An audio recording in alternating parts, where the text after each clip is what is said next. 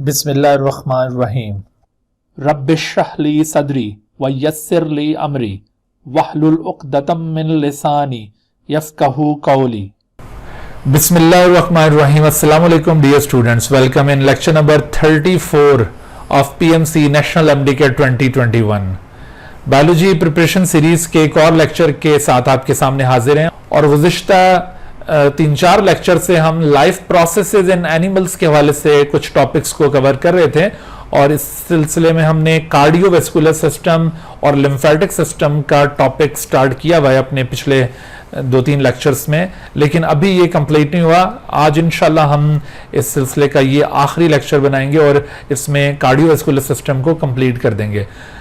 तो आइए देखते हैं कि कार्डियोवैस्कुलर सिस्टम के जो टॉपिक्स हमने आज के लेक्चर में कवर करने वो क्या हैं। तो आज के लेक्चर के हमारे लर्निंग ऑब्जेक्टिव्स कुछ यूं हैं कि हमने टाइप ऑफ ब्लड वेसल्स को कवर करना है, इसके अलावा हमने blood pressure and rate of blood flow को कवर करना है। हालांकि ये ब्लड प्रेशर और रेट ऑफ ब्लड फ्लो ये पीएमसी ने अपने सिलेबस के अंदर इंक्लूड नहीं किया हुआ, लेकिन जब हम कार्डियक साइकिल के फेजेस को पढ़ेंगे, यानी हम ऑलरेडी पिछले लेक्चर में कवर कर चुके हैं, और इसी तरह से हम हार्ट का स्ट्रक्चर पढ़ते हैं, तो ब्लड प्रेशर और रेट ऑफ ब्लड फ्लो का जिक्र ना किया जाए तो ये टॉपिक अधूरा रह जाता है। कार्डियोवैस्कुलर सिस्टम का एक इंतहाई इंपॉर्टेंट टॉपिक होता है, इस वजह से आपको ये ब्लड प्रेशर और रेट ऑफ ब्लड फ्लो भी अच्छी तरह से कवर करना है। अच्छा, तो उसके बाद आप देखिए कि हम लिम्फेटिक सिस्टम भी इंशाल्लाह आज के लेक्चर में कवर करते हैं जी। तो सबसे पहले हम बात करते हैं यहाँ पर ब्लड वेसल्स के हवाले से।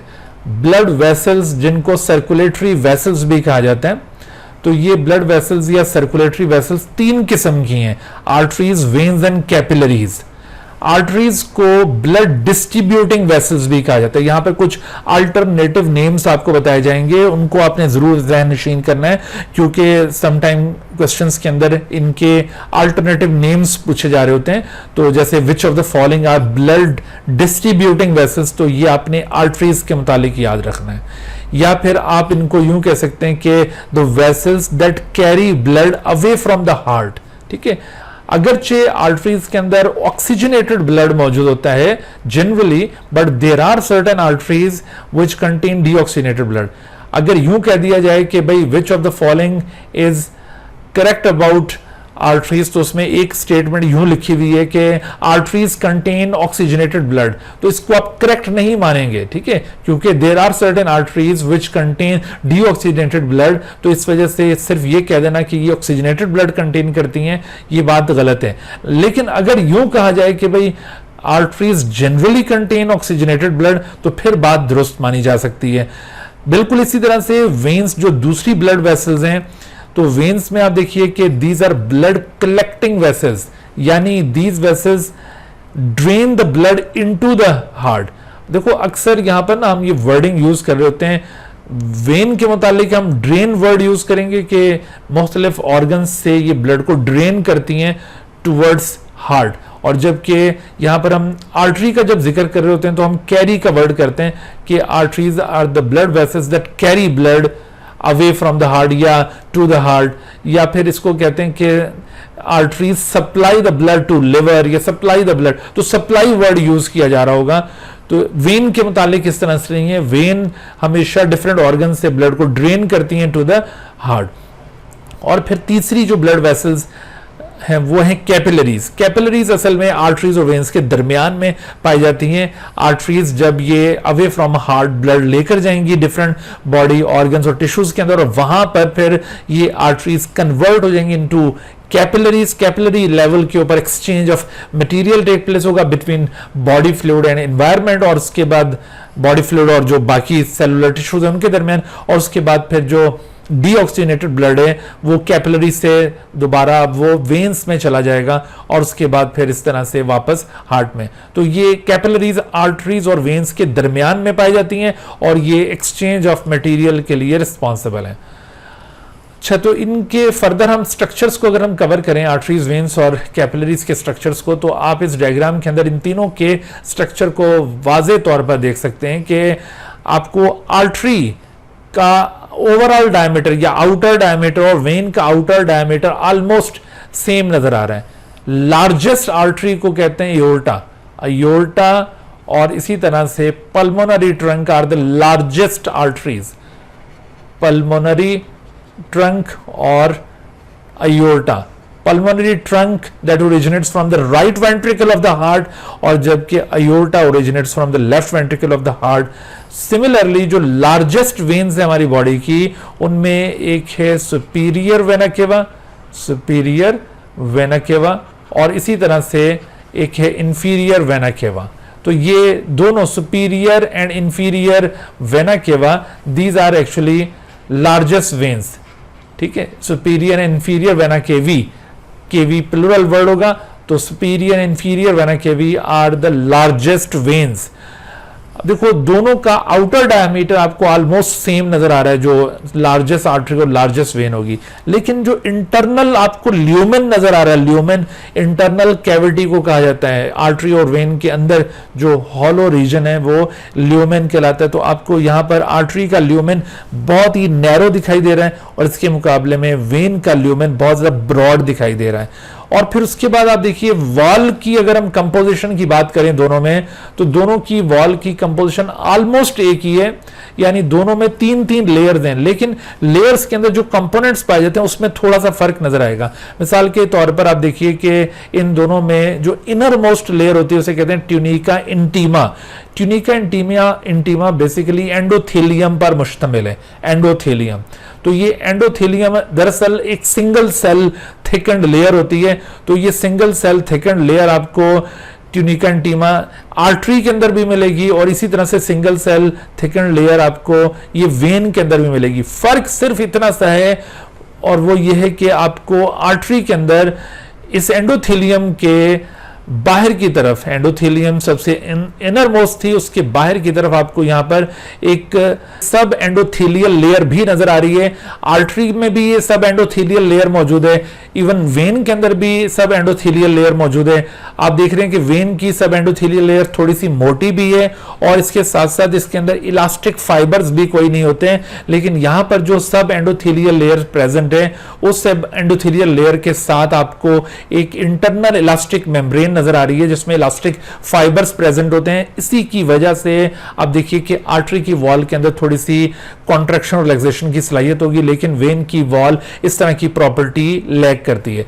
तो आप ये ट्यूनिका इंटीमा में ये आप कंपोजिशन वाइज दोनों को कंपेयर कर सकते हैं. तो जो ओनली डिफरेंस है ट्यूनिका इंटीमा का वो दरअसल ये इंटरनल इलास्टिक मेम्ब्रेन का फर्क है जो कि आर्टरी की वॉल में मौजूद है, वेन में एब्सेंट है.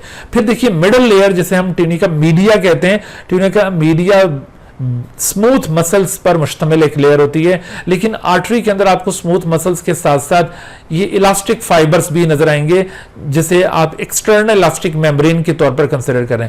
यानी यूं समझ लो कि आर्टरी की वॉल में ये जो मस्क्यूलर लेयर होती है ट्यूनिका मीडिया, इसके बाहर की जानिब भी एक इलास्टिक मेम्ब्रेन मौजूद है, इसके इनर साइड पर भी एक इलास्टिक मेम्ब्रेन मौजूद है, लेकिन ये दोनों इलास्टिक मेम्ब्रेन आपको वेन के अंदर नहीं मिलेंगी और इसी वजह से आपको जैसे मैंने बताया कि वेन के अंदर कॉन्ट्रैक्ट और रिलैक्स करने की सलाहियत नहीं होती जितनी कि आर्टरी में मौजूद है. फिर आप देखिए कि जो सबसे आउटर मोस्ट लेयर है that is called tunica externa. Tunica externa collagen fibres की बनी हुई लेयर है. तो ये ट्यूनिका एक्सटर्ना ये दोनों तरफ बिल्कुल एक जैसी है.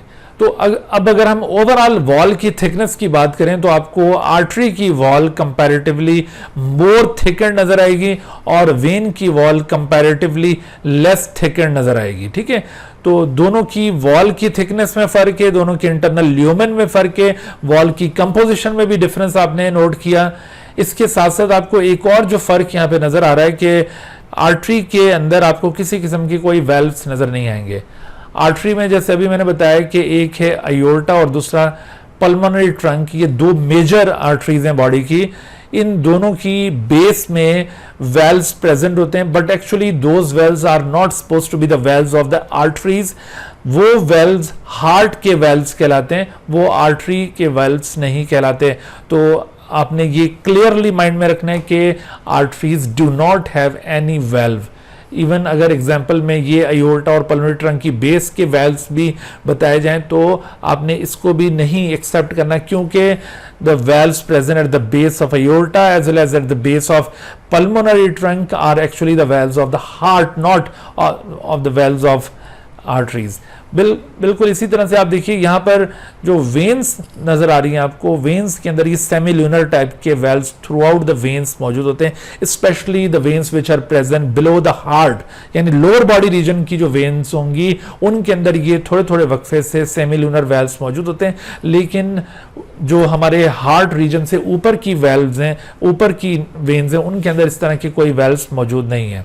ठीक है, अच्छा उसके बाद आप देखिए कि ये आर्टरी से, ये जो मेजर आर्टरी है जिसको हमने अयोल्टा कहा था, उससे फिर ये स्मॉलर आर्टरीज ओरिजिनेट होती हैं, स्मॉलर आर्टरीज से फिर आर्टरियोल्स ओरिजिनेट होते हैं, और आर्टरियोल्स फिर ये कैपिलरीज में ट्रांसफॉर्म हो जाते हैं, और फिर इसी तरह से ये कैपिलरीज दोबारा से कन्वर्ज होती हैं तो ये वेन्यूज बन रहे हैं। वेन्यूज के बाद फिर आप देख रहे हैं कि ये छोटी वेन्स वजूद में आती हैं और छोटी वेन्स मिलकर ये एक बड़ी वेन बना लेती हैं जिसको वेना केवा कहा जाता है। तो ये इस तरह से ब्लड सर्कुलेशन परफॉर्म हो रही है।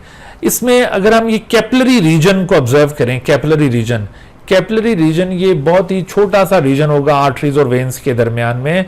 ये कैपिलरी बेड की जो लेंथ होती है ना किसी भी एक पर्टिकुलर एरिया में, वो तकरीबन कोई 1 मिलीमीटर के करीब होती है, 1 मिलीमीटर। लेकिन ओवरऑल बॉडी में देखा जाए तो several capillary beds are there, but किसी भी एक जगह पर जो कैपिलरी बेड प्रेजेंट होगा वो 1 मिलीमीटर पर मुश्तमिल होगा।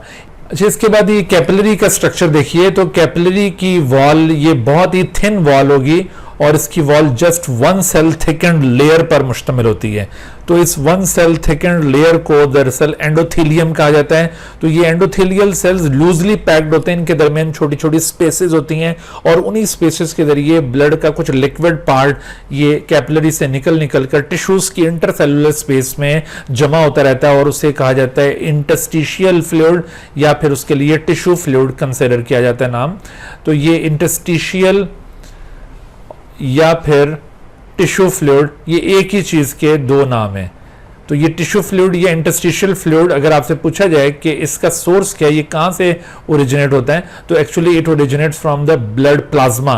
और ये कब ओरिजिनेट होगा? When blood is pass through the capillaries. तो कैपिलरी से गुजरते हुए ब्लड में से कुछ लिक्विड पार्ट निकल कर ये टिश्यू की इंटरसेलुलर स्पेस में जमा हो जाएगा, जिसको टिश्यू फ्लूइड या इंटरस्टिशियल फ्लूइड कहा जाता है। अच्छा, कैपिलरी रीजन के अंदर तो कोई वेल्व्स मौजूद नहीं होते, लेकिन कैपिलरीज के स्टार्ट में आपको कुछ वेल्व्स नजर आएंगे जिनको प्री कैपिलरी स्फिंक्टर्स कहा जाता है। एक्चुअली यहां पर सर्कुलेशन कुछ इस तरह से कि आप ये देख रहे हैं कि ये मेन आर्टरी है जिसको अयोल्टा का नाम दिया गया है, और अयोल्टा से सेवरल छोटी आर्टरीज ओरिजिनेट होती हैं और बॉडी के डिफरेंट रीजन्स को सप्लाई करती हैं। किसी भी एक रीजन के अंदर आर्टरीज आगे जाकर डिवाइड होती हैं और उनसे आर्टरियोल्स ओरिजिनेट होते हैं, और आर्टरियोल्स फिर आगे मेट आर्टरियोल्स में तब्दील हो जाएंगे। आप इस डायग्राम में मुलाहिजा करें कि ये आर्टरियोल्स किसी आर्टरी से ओरिजिनेट हुए हैं, और आर्टरियोल्स के बाद आप देख रहे हैं इनसे जो छोटी ब्रांचेस निकल रही हैं, these are called met arterioles. और मेट आर्टरियोल्स के बाद आपको थोरोफेयर चैनल्स यहां पर शो किए गए हैं। थोरोफेयर चैनल और मेट आर्टरियोल में फर्क ये होगा कि मेट आर्टरियोल दरअसल ये वो वेसल्स होंगी जो आर्टरियोल से डायरेक्टली ओरिजिनेट होंगी, और उसके बाद फिर जो अगला हिस्सा होगा इन मेट आर्टरियोल्स का उसे थोरोफेयर चैनल कहा जाएगा। थोरोफेयर चैनल के दो काम है। थोरोफेयर चैनल ना सिर्फ ये कैपिलरी बेड को ओरिजिनेट करता है, इसी थोरोफेयर चैनल से कैपिलरी बेड ओरिजिनेट होता है, और जिस जंक्शन पर कैपिलरीज थोरोफेयर चैनल से ओरिजिनेट होंगी उन जंक्शंस पर आपको ये स्फिंक्टर्स नजर आ रहे हैं जो कि सर्कुलर मसल्स के रिंग्स हैं। इनको कहा जाता है प्री कैपिलरी स्फिंक्टर्स, और इन प्री कैपिलरी स्फिंक्टर्स के जरिए ब्लड का फ्लो कैपिलरीज के अंदर कंट्रोल हो रहा होता है। अगर किसी जगह पर किसी एरिया में ब्लड को सप्लाई ना करना हो, वहां पर कैपिलरीज के अंदर ब्लड को मुंतकिल ना करना हो, तो ऐसी सूरत में ये प्री कैपिलरी स्फिंक्टर्स क्लोज हो जाते हैं, और अगर वहां पर ब्लड की सप्लाई दरकार हो तो ये ओपन हो जाते हैं।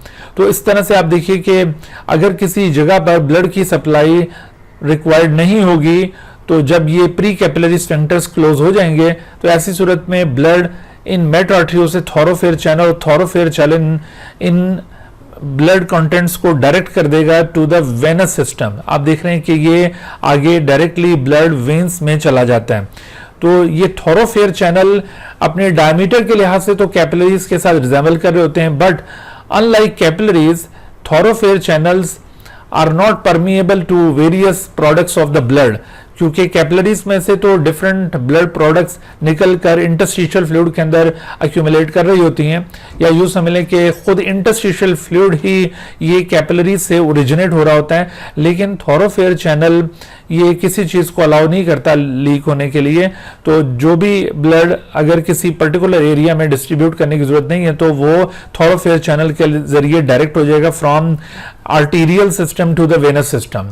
और अगर ये किसी एरिया को ब्लड की सप्लाई दरकार है तो प्री कैपिलरी स्फिंक्टर्स ओपन हो जाएंगे और ब्लड फिर इन कैपिलरीज में से गुजर कर फिर दोबारा ये थॉरोफेयर चैनल और फिर आगे वेन्यूल के अंदर कलेक्ट हो जाएगा। तो आपने देखा कि ये आर्ट्रियोल कैपिलरीज जिस जगह से ओरिजिनेट हो रही थी वहां पर ये प्री कैपिलरी स्फिंक्टर्स मौजूद हैं। दरअसल ये प्री कैपिलरी स्फिंक्टर्स ब्लड की फ्लो को कैपिलरी बेड के अंदर कंट्रोल करते हैं। और ये किस तरह कंट्रोल करते हैं कि प्री कैपिलरी स्फिंक्टर जो कि रिंग ऑफ सर्कुलर मसल है, तो इसके अंदर साइक्लिकली कॉन्ट्रैक्शन और रिलैक्सेशन हो रही होती है। और ये जो साइक्लिकली कॉन्ट्रैक्शन और रिलैक्सेशन होगी प्री कैपिलरी स्फिंक्टर में, दिस इज नोन एज वेजोमोशन। ये खास टर्म इस एक्टिविटी के लिए यूज की जाती है। यहां पर कॉन्ट्रैक्शन से मुराद है क्लोज फेज और रिलैक्सेशन से मुराद है ओपन फेज। यानी साइक्लिकली का मतलब है कि अगेन एंड अगेन देखो, कभी ये कॉन्ट्रैक्शन हो जाएगी, इसके अंदर ये क्लोज हो जाएगा प्री कैपिलरी स्फिंक्टर, और कभी इसके अंदर रिलैक्सेशन हो जाती है और ये ओपन हो जाता है। अब सवाल ये पैदा होता है कि कितनी देर के लिए क्लोज होगा और फिर कितनी देर के लिए ओपन होगा और फिर दोबारा कितनी देर के लिए क्लोज होगा। तो दरअसल ये इसकी जो ओपनिंग एंड क्लोजिंग का ड्यूरेशन होता है ना, this duration of open phase is proportional to the need of the body. यानी अगर तो ज्यादा जरूरत है उस बॉडी पार्ट को ब्लड की, तो ऐसी सूरत में ओपन फेज प्रोलॉन्ग हो जाएगा और ब्लड इस तरह से टिश्यू बेड को जाता रहेगा। और अगर किसी जगह पर ब्लड की फराहमी कम दरकार हो तो ऐसी सूरत में ओपन फेज बहुत ही शॉर्ट हो जाता है और वहां पर क्लोज फेज इसका प्रोलॉन्ग कर जाता है। और जब भी ये प्री कैपिलरी स्फिंक्टर क्लोज होते हैं तो इस तरह से टिश्यू बेड को ब्लड की सप्लाई बंद हो जाती है, उस पर्टिकुलर ऑर्गन को ब्लड सप्लाई नहीं हो रहा होता। जैसे आमतौर पर देखिए कि जब कोई फाइट और फ्लाइट वाली सिचुएशन होती है तो ऐसी सूरत में हमारे लिम्स के मसल्स को ब्लड की ज्यादा जरूरत होती है और हमारे गट के मसल्स को गट की वॉल को ब्लड की कम जरूरत होती है। तो इस वजह से गट में वेजो कंस्ट्रक्शन हो जाएगी, वहां पर प्री कैपिलरी स्फिंक्टर्स यूं क्लोज हो जाएंगे ताकि ब्लड वहां पर उस साइड पर ना जा पाए। और उस वक्त जब चूंकि लिम्स को ज्यादा जरूरत होती है तो लिम्स के अंदर ये प्री कैपिलरी स्फिंक्टर्स ओपन हो जाते हैं और ब्लड ज्यादा लिम्स को सप्लाई हो रहा होता है ताकि फाइट और फ्लाइट वाली सिचुएशन को डील किया जा सके। तो इस तरह से ये pre capillary sphincter open and close होकर वेजोमोशन के जरिए ये ब्लड के सप्लाई को किसी भी टिश्यू बेड के अंदर कंट्रोल कर रहे होते हैं। अब यहाँ हमने कुछ ये जो आर्टरीज, वेन्स और कैपिलरीज हैं इनका एक कंपैरिजन आपके सामने पेश कर दिया है। आपकी बुक्स के अंदर भी आपको ये टेबल मिल जाता है जिसमें आर्टरीज, वेन्स और कैपिलरीज के दरमियान ये डिफरेंट पॉइंट्स के ऊपर कंपैरिजन किया हुआ है। तो इस कंपैरिजन को आपने अच्छी तरह से जरूर रीड करना है। ये ऑलमोस्ट हमारे डिस्कशन में सारी बातें कवर हो चुकी हैं। तो ये डिफरेंशिएटिंग पॉइंट्स बड़े अहम होते हैं जिनके ऊपर एमसीक्यूज बनाए जा सकते हैं, तो इनको अच्छी तरह से आप जरूर रिव्यू कीजिए। अच्छा, उससे आगे बढ़ते हैं तो एक क्वेश्चन हम यहाँ पर लेते हैं, which statement about arteries are correct. तो आर्टरीज के मुतालिक 3 स्टेटमेंट्स दिए हैं, आपने चूज करना है कि which one is correct. All arteries carry oxygenated blood. तो दरअसल तमाम आर्टरीज में ऑक्सीजनेटेड ब्लड नहीं होता। यहां पर आप ये याद रखिए कि कुछ आर्टरीज हैं जिनमें डीऑक्सीजनेटेड ब्लड मौजूद है। मिसाल के तौर पर जैसे पल्मोनरी आर्टरी जो कि ब्लड को हार्ट से कैरी करती टू द लंग्स, तो ये पल्मोनरी आर्टरी दरअसल ऐसी आर्टरी है दैट कैरी डीऑक्सीजनेटेड ब्लड। बिल्कुल इसी तरह से अम्बिलिकल आर्टरी, ठीक है, अम्बिलिकल आर्टरी कौन सी आर्टरी होती है? अम्बिलिकल आर्टरी दरअसल ये वो आर्टरी है जो कि फीटल ब्लड को मदर के अंदर ट्रांसपोर्ट करती है, मदर ब्लड स्ट्रीम की तरफ लेकर जाती है ताकि वहां पर फिर ऑक्सीजनेशन हो सके ब्लड की। लिहाजा ये अम्बिलिकल आर्टरी जो फीटस से मदर की तरफ ब्लड को कैरी कर रही है, इसके अंदर भी डीऑक्सीजनेटेड ब्लड मौजूद होता है। तो ये पल्मोनरी आर्टरी और अम्बिलिकल आर्टरी आपने ये याद रखना है, इनके अंदर डीऑक्सीजनेटेड ब्लड है। लिहाजा ये कहना कि all arteries carry oxygenated blood, ये बात गलत हो जाएगी, ये करेक्ट नहीं है, इसको हम रिजेक्ट करेंगे। दूसरा ऑप्शन था कि arteries carry blood at high pressure, बिल्कुल ये बात दुरुस्त है कि आर्टरीज के अंदर ब्लड का प्रेशर ज्यादा होता है। चूंकि आर्टरीज ब्लड डायरेक्टली हार्ट से लेकर निकल रही होती हैं, तो इस वजह से हार्ट का वो जो सिस्टोलिक एक्शन होता है, वेंट्रिकुलर सिस्टोल का एक्शन, वो एक प्रेशर बिल्ड कर रहा होता है ब्लड के ऊपर। ये प्रेशर अयोल्टा के अंदर सबसे ज्यादा होता है, और जैसे जैसे अयोल्टा से ब्लड निकलकर डिफरेंट आर्टरीज में जाएगा तो ये ब्लड प्रेशर कम होता जाएगा। आर्टरीज से फिर जब ये ब्लड दाखिल होगा आर्ट्रियोल्स में, तो ये प्रेशर और कम हो जाएगा, और फिर इसी तरह से आर्ट्रियोल से फिर आगे जब कैपिलरीज तक पहुंचता है तो ये ब्लड प्रेशर और कम हो जाता है, और फिर अल्टीमेटली जब ये वेन्स में पहुंचेगा तो ब्लड प्रेशर बहुत ही कम हो चुका होगा। तो ये बात बिल्कुल दुरुस्त है कि arteries carry blood at high pressure, तो इसको हम करेक्ट मानते हुए इसको पिक करेंगे। फिर देखिए तीसरा, all arteries carry blood away from the heart, तो बिल्कुल ये बात भी 100% दुरुस्त है कि जितनी भी आर्टरीज हैं उनका काम ही ब्लड को हार्ट से अवे लेकर जाना होता है। इसी वजह से हमने इनको ब्लड डिस्ट्रीब्यूटिंग वेसल्स के तौर पर डिफाइन किया था, तो ये वाली बात भी दुरुस्त होगी। लिहाजा इस क्वेश्चन के अंदर 2 और 3 वाला ऑप्शन दुरुस्त होना चाहिए। 1 और 2 ओनली गलत होगा, 1 और 3 भी गलत होगा। 2 और 3 must be the right answer. So ये आंसर हम यहां से पिक करेंगे, दिस इज करेक्ट आंसर। अब एक और क्वेश्चन देखिए कि compare to a vein an artery has, अब आर्टरी और वेन का कंपैरिजन किया है। ये जो अभी मैंने आपको कंपैरिजन शो किया था, अगर ये कंपैरिजन अच्छी तरह आपके माइंड में हो तो आप ऐसे क्वेश्चंस को इजीली टैकल कर सकते हैं। अब देखिए कि compare to vein an artery has a thinner wall, तो आर्टरी की वॉल तो थिनर नहीं होती, आर्टरी की वॉल तो बल्कि वेन से ज्यादा मोटी होती है, इस वजह से ये ऑप्शन तो हो नहीं सकता। Has a wall with more elastic tissues, बिल्कुल आपको याद होगा कि हमने अभी जिक्र किया था कि आर्टरी की वॉल के अंदर इलास्टिक फाइबर ज्यादा होते हैं, वेन की वॉल में इलास्टिक फाइबर बहुत कम है। इसी वजह से आर्टरी के अंदर आपने वेजो डायलेशन और वेजो कंस्ट्रक्शन की एक्टिविटी मुलाहिजा की थी। और फिर देखिए कि हैज अ वाइडर ल्यूमेन, तो आर्टरी का ल्यूमेन तो वेन से नैरो होता है, ये बात भी गलत होगी। आर्टरी हैज वेल्व्स, वेल्व्स भी वेन में होते हैं, आर्टरी में नहीं होते हैं। लिहाजा यहां पर जो सबसे ज्यादा सूटेबल आंसर है वो ये बी बन जाएगा। अच्छा, फिर इसी तरह से आप देखिए एक और क्वेश्चन है आपके सामने कि diagram shows the transfer of materials between capillaries and the tissue fluid. ये आपको कैपिलरी दिखाई है, कैपिलरी की वॉल 1 सेल थिकेंड, उसके अंदर ये आरबीसी आपको यहां पे शो किया है, तो ये ब्लड कैपिलरी है। दूसरी तरफ ये बॉडी टिश्यूज दिखाएं, और टिश्यूज के दरमियान ये जो इंटरसेलुलर स्पेसेस हैं, यहां पर एक्चुअली टिश्यू फ्लूइड प्रेजेंट होगा। अच्छा, पूछा गया है कि what could the number substances be, ये जो नंबर्ड सब्सटेंसेस हैं, यानी जिन सब्सटेंसेस को ये नंबर्स के साथ रिप्रेजेंट किया गया है, ये क्या है आपने ये आइडेंटिफाई करना है। और नीचे 4 कॉलम्स बनाए गए हैं और इसमें डिफरेंट कॉम्बिनेशंस दिखाई गई हैं, आपने चूज करना है कि 1 क्या चीज हो सकती है, 2 क्या चीज हो सकती है। इसको गेस करने का तरीका ये होगा कि आप देखिए कि इन सब्सटेंसेस में मूवमेंट शो की गई है एरो के जरिए, यानी 1 कोई ऐसा सब्सटेंस है जो ब्लड से निकलकर टिश्यू के अंदर आ रहा है, और 2 भी ऐसा ही सब्सटेंस है, बट 3 कोई ऐसा सब्सटेंस है जो टिश्यू फ्लूइड से ब्लड के अंदर दाखिल हो रहा है, और 4 कोई ऐसा सब्सटेंस है जो टिश्यू फ्लूइड से ब्लड के अंदर दाखिल हो रहा है। लिहाजा आप देखिए कि 1 क्या ये कार्बन डाइऑक्साइड हो सकता है, क्या ब्लड से कार्बन डाइऑक्साइड टिश्यूज को जाती है? नहीं। तो अगर ये नो है तो इसका मतलब है कि ए तो ऑप्शन वैसे ही रिजेक्ट हो जाता है। समझ आई बात? आपको दूसरे ऑप्शंस के ऊपर गौर करने की जरूरत ही नहीं है, क्योंकि यहां पर जो 1 था ना वही अनफिट है कि कार्बन डाइऑक्साइड ये हरगिज नहीं हो सकता, तो इस वजह से ए को हम रिजेक्ट कर देंगे। अच्छा, फिर इसी तरह से देखिए कि 1 ये कार्बन डाइऑक्साइड चूंकि नहीं है तो हम बी को भी रिजेक्ट कर देंगे। तो 1 मस्ट बी द ऑक्सीजन, क्योंकि ब्लड के जरिए ऑक्सीजन दरअसल टिश्यूज को सप्लाई हो रही होती है, तो इस वजह से one must be the oxygen. तो ऑक्सीजन वाले जो ऑप्शंस हैं सी और डी, इनमें से कोई राइट आंसर होगा। अब हम दूसरे कॉलम्स पे शिफ्ट करेंगे। जब भी बेटे ऐसे सवाल आए जिसमें यूं कॉलम्स बने हुए हो, तो आप पहले किसी एक कॉलम को देखते हुए पिन पॉइंट कर लें कि कौन सा ऑप्शन तो हो ही नहीं सकता। तो जब आपके पास चॉइस नैरो हो जाएगी तो फिर इजीली आप उसको सॉल्व कर सकेंगे।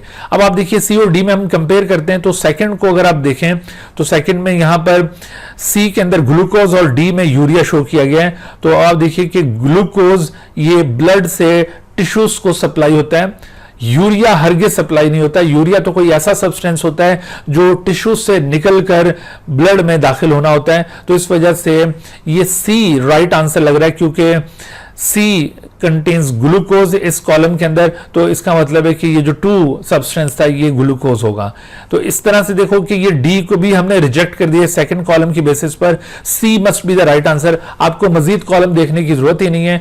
अगर आप एहतियातन देखना चाहें तो 3 के अंदर आप देखिए कि कार्बन डाइऑक्साइड शो की है, तो 3 ऐसा सब्सटेंस है जो ब्लड में दाखिल हो रहा है और कार्बन डाइऑक्साइड ब्लड में दाखिल हो रही होती है। इसका मतलब है कि ये तीसरा सब्सटेंस भी बिल्कुल ठीक है और चौथा यूरिया दिया हुआ ये भी बिल्कुल ठीक है। तो इसका मतलब है कि राइट आंसर है सी। तो इस तरह से आपने ये सवाल हल करने हैं। अच्छा, फिर आप देखिए एक और क्वेश्चन आपके सामने आया कि the diagram shows a section through the part of the when.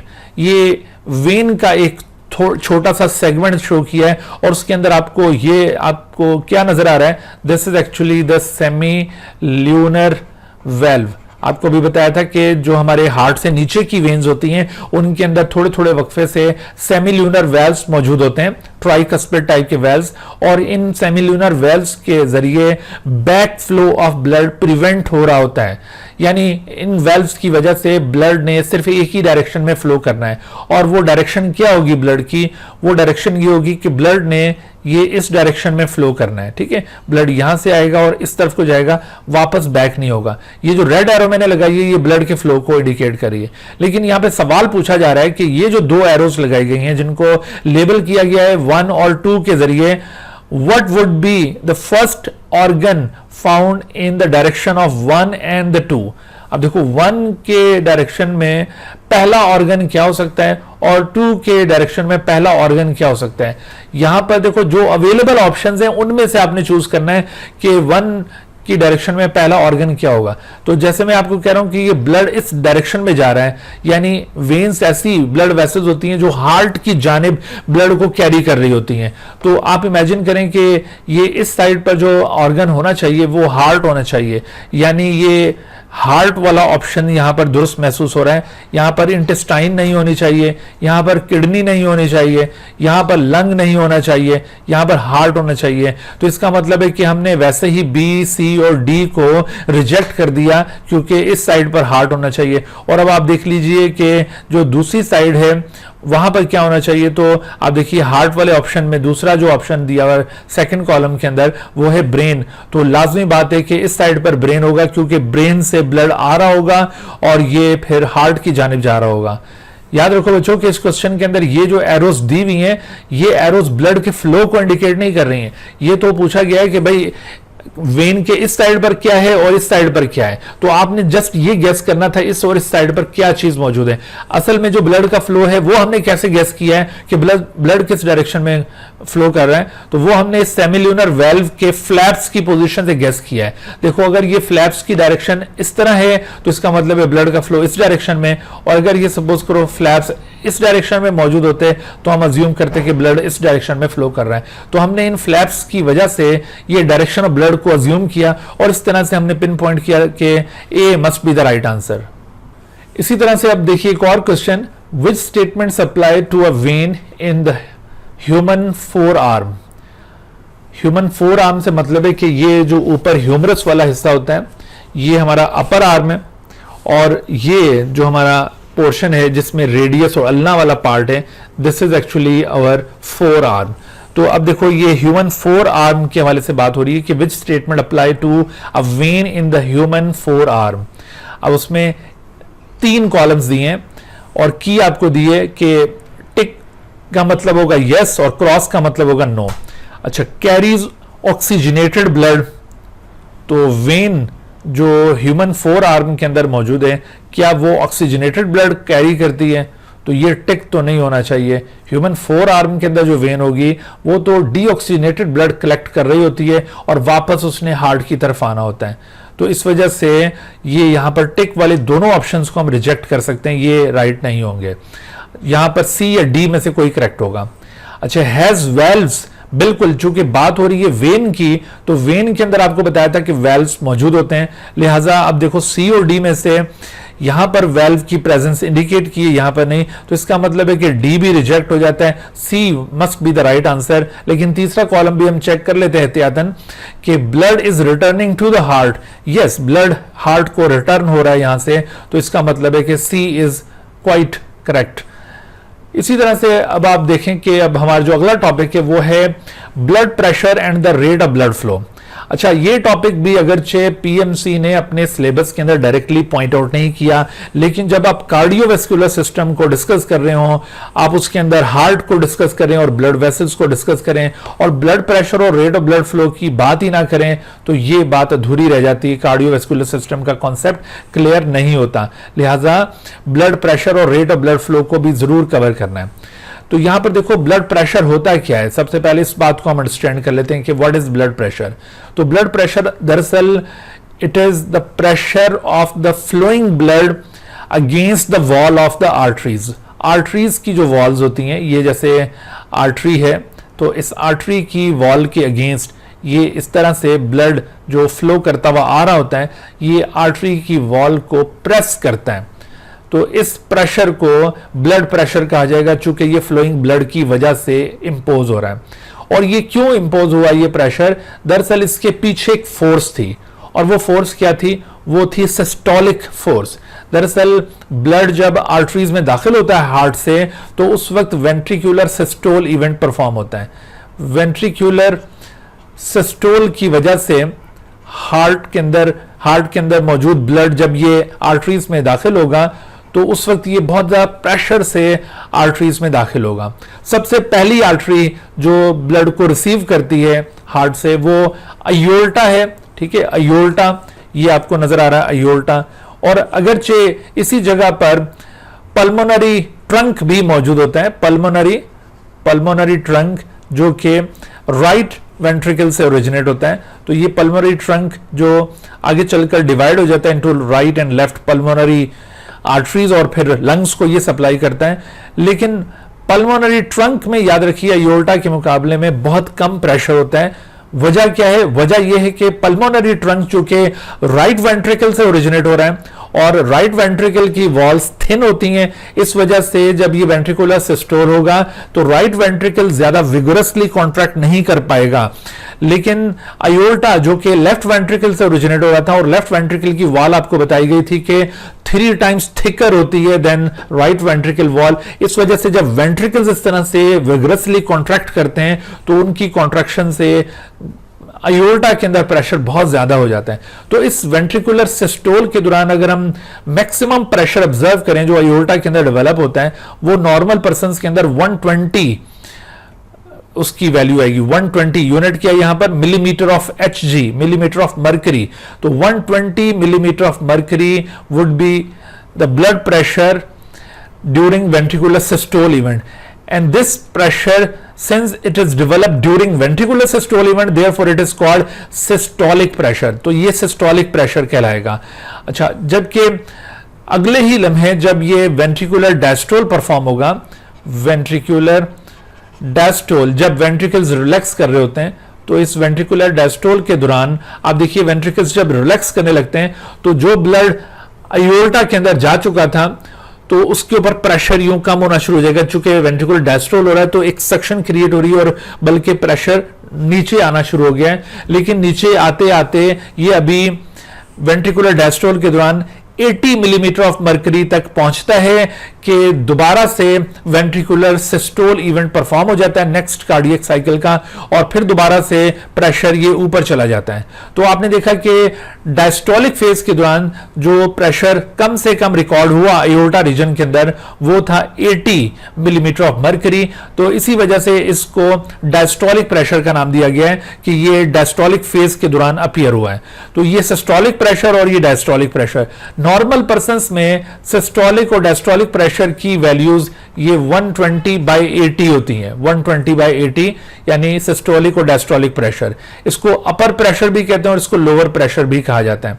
लेकिन इन प्रेशर्स में आप देखेंगे कि चेंजेस आएंगी जैसे जैसे ब्लड फ्लो करेगा, यानी अयोर्टा के अंदर ऑलमोस्ट आपको सिस्टोलिक और डायस्टोलिक प्रेशर की वैल्यूज यही मिलेंगी, यानी इनका जो रिलेटिव डिफरेंस है अयोर्टा के अंदर अप्रोक्सीमेटली कांस्टेंट रहेगा। लेकिन अयोर्टा से जब आर्टरीज में ब्लड पहुंचता है तो जो रिलेटिव डिफरेंस है सिस्टोलिक और डायस्टोलिक प्रेशर का, ना सिर्फ वो कम हो जाएगा बल्कि आप देखेंगे कि आर्टरीज में ओवरऑल जो ब्लड प्रेशर की वैल्यू है वो भी आगे जाकर कम होने लग जाएगी। जब आर्टरीज से आर्टरियोल्स निकलने वाले होते हैं तो उस जगह पर ये जो रिलेटिव डिफरेंस है वो भी कम हो जाता है काफी हद तक, और इसके साथ साथ overall value of the blood pressure वो भी तेजी से डिक्लाइन होना शुरू होती है।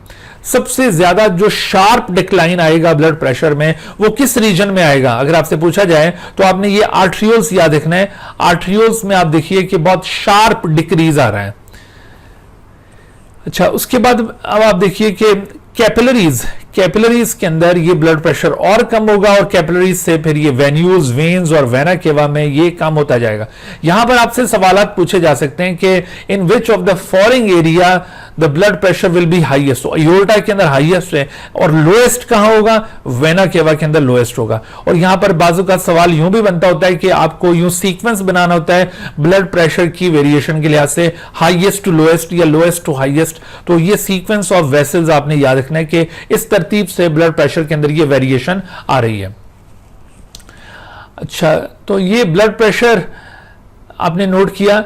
ब्लड प्रेशर डिफरेंट वेसल्स के अंदर ये जो डिफरेंट वैल्यूज में रिकॉर्ड होता है, ये टेबल आपको केपीके वाली बुक के अंदर मिल जाएगा। आपने इन वैल्यूज को जरूर याद रखना है। इसमें देखिए name of blood vessels show की हुई, अयोर्टा उसके अंदर 120/80 था, लेकिन आर्टरीज में 102/60 और आर्टरियोल्स के अंदर अब आप देखिए कि तेजी से कम हो गया 60/45। लेकिन कैपिलरीज, वेन्यूज और वेन्स के अंदर ब्लड प्रेशर की वैल्यू बहुत कम हो जाती है। वहां पर सिस्टोलिक और डायस्टोलिक प्रेशर का भी कॉन्सेप्ट नहीं रहता, वहां पर बस ऑलमोस्ट एक ही प्रेशर रिकॉर्ड होगा। वहां पर यूं डिफरेंस नहीं होगा कि सिस्टोलिक प्रेशर कौन सा है, डायस्टोलिक कौन सा है। तो वहां पर देखिए कि कैपिलरीज के अंदर अब ये वैल्यू 40 मिलीमीटर ऑफ मर्करी आ जाएगी। ये तमाम वैल्यूज असल में मिलीमीटर ऑफ मर्करी में दी हुई हैं। वेन्यूज के अंदर 20 तक पहुंच जाता है, फिर इस तरह से वेन्स में 10 और फिर वेना केवा के अंदर ये प्रेशर बिल्कुल जीरो हो जाता है। तो आपने देखा कि जैसे जैसे ये ब्लड डिफरेंट वेसल से गुजरता हुआ जा रहा था तो उसके प्रेशर में बहुत कमी आती जा रही थी।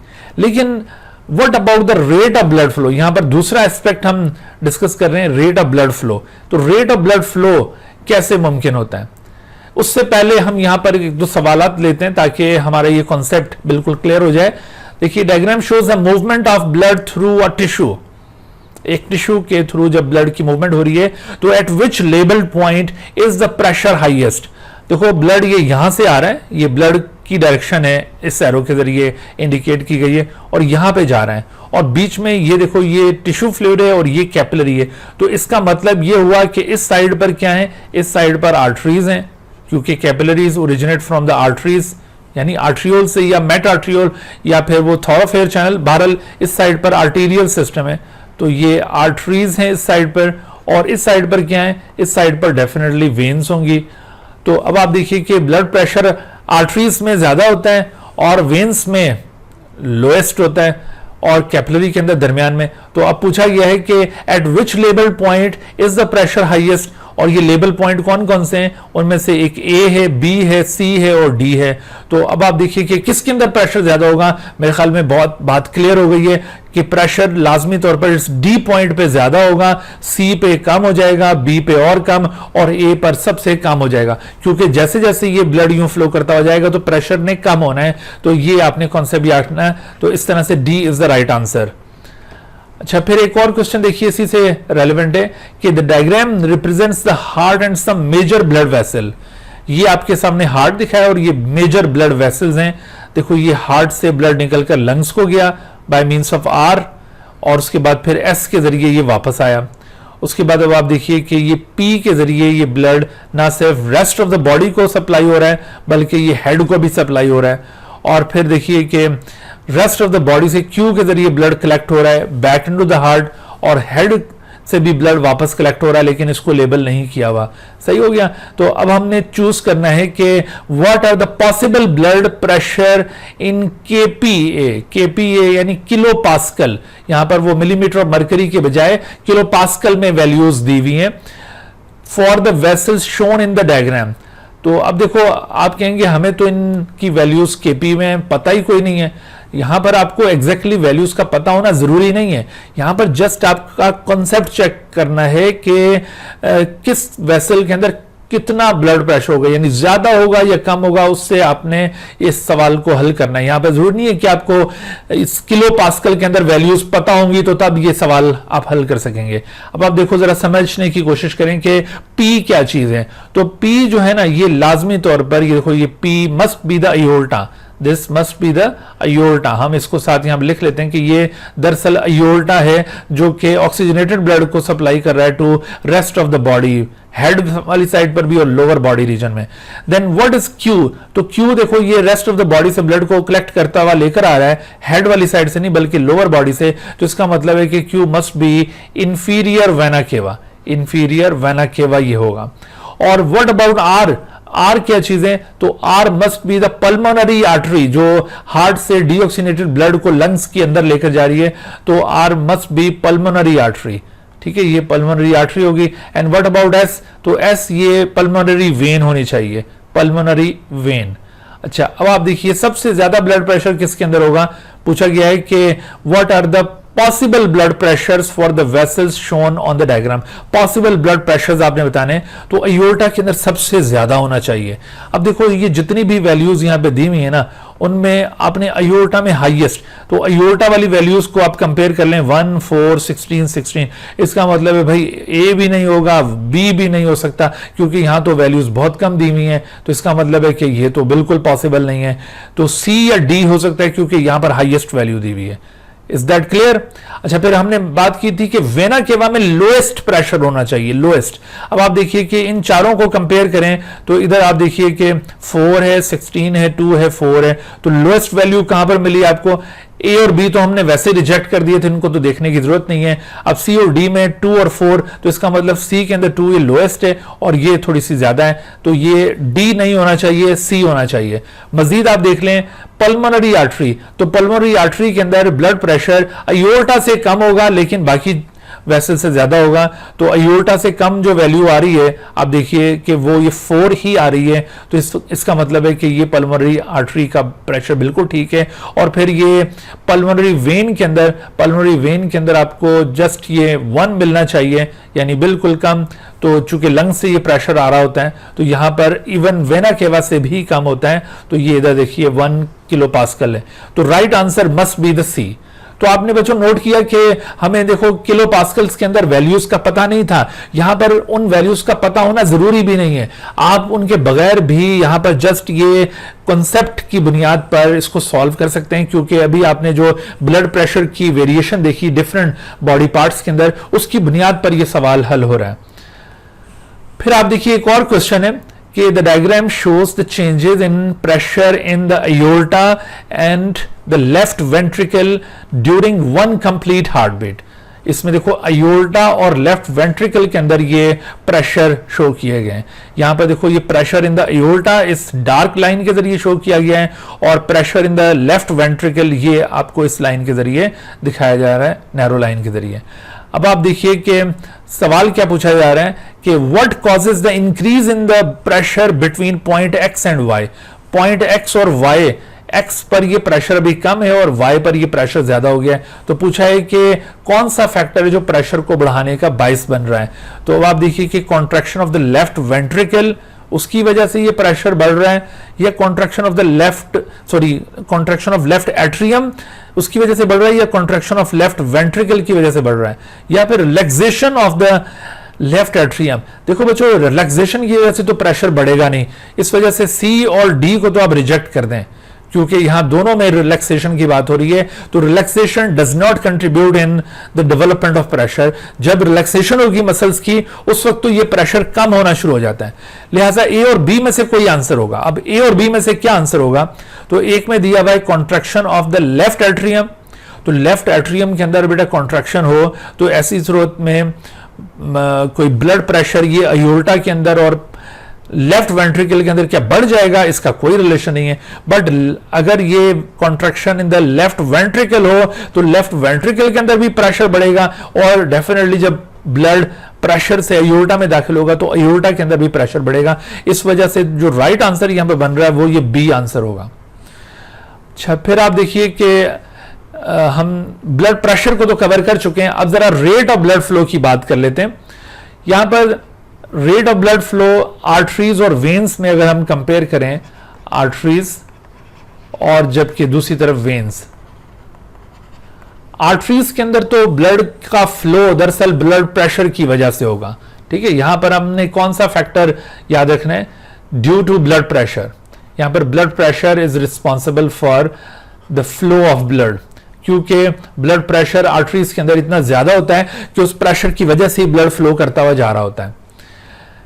लेकिन वेन्स के अंदर जो ब्लड का फ्लो है वो कैसे कर मुमकिन होगा? तो वेन्स के अंदर जो ब्लड का फ्लो मुमकिन होगा, यहां पर दो फैक्टर्स हैं वेन्स में। उनमें देखिए कि वेन्स के अंदर जो ब्लड का फ्लो है वो दरअसल एक तो सेमिल्यूनर वेल्व्स जो बैक फ्लो ऑफ ब्लड को प्रिवेंट करते हैं, semilunar valves which prevent the backflow of the blood, and secondly यहां पर हम सेमिल्यूनर वेल्व्स के साथ साथ मस्क्यूलर कॉन्ट्रैक्शंस की भी बात करेंगे। मस्क्यूलर कॉन्ट्रैक्शंस जो हमारे लिम्स के या विसरल ऑर्गन्स की मस्क्यूलर कॉन्ट्रैक्शंस होती हैं, तो मस्क्यूलर कॉन्ट्रैक्शंस ये भी दरअसल ब्लड के मूवमेंट के लिए रिस्पॉन्सिबल है, मस्क्यूलर कॉन्ट्रैक्शन। ठीक है, तो ये दो फैक्टर, इनके ऊपर जरा रोशनी डालते हैं। पहले जरा हम ये रेट ऑफ ब्लड फ्लो को देख लें। देखो रेट में क्या चेंजेस आ रही हैं। यहां पर हमने रेट को इस तरह से शो किया, ये जो आपको रेड लाइन नजर आ रही है ये रेट को इंडिकेट कर रही है।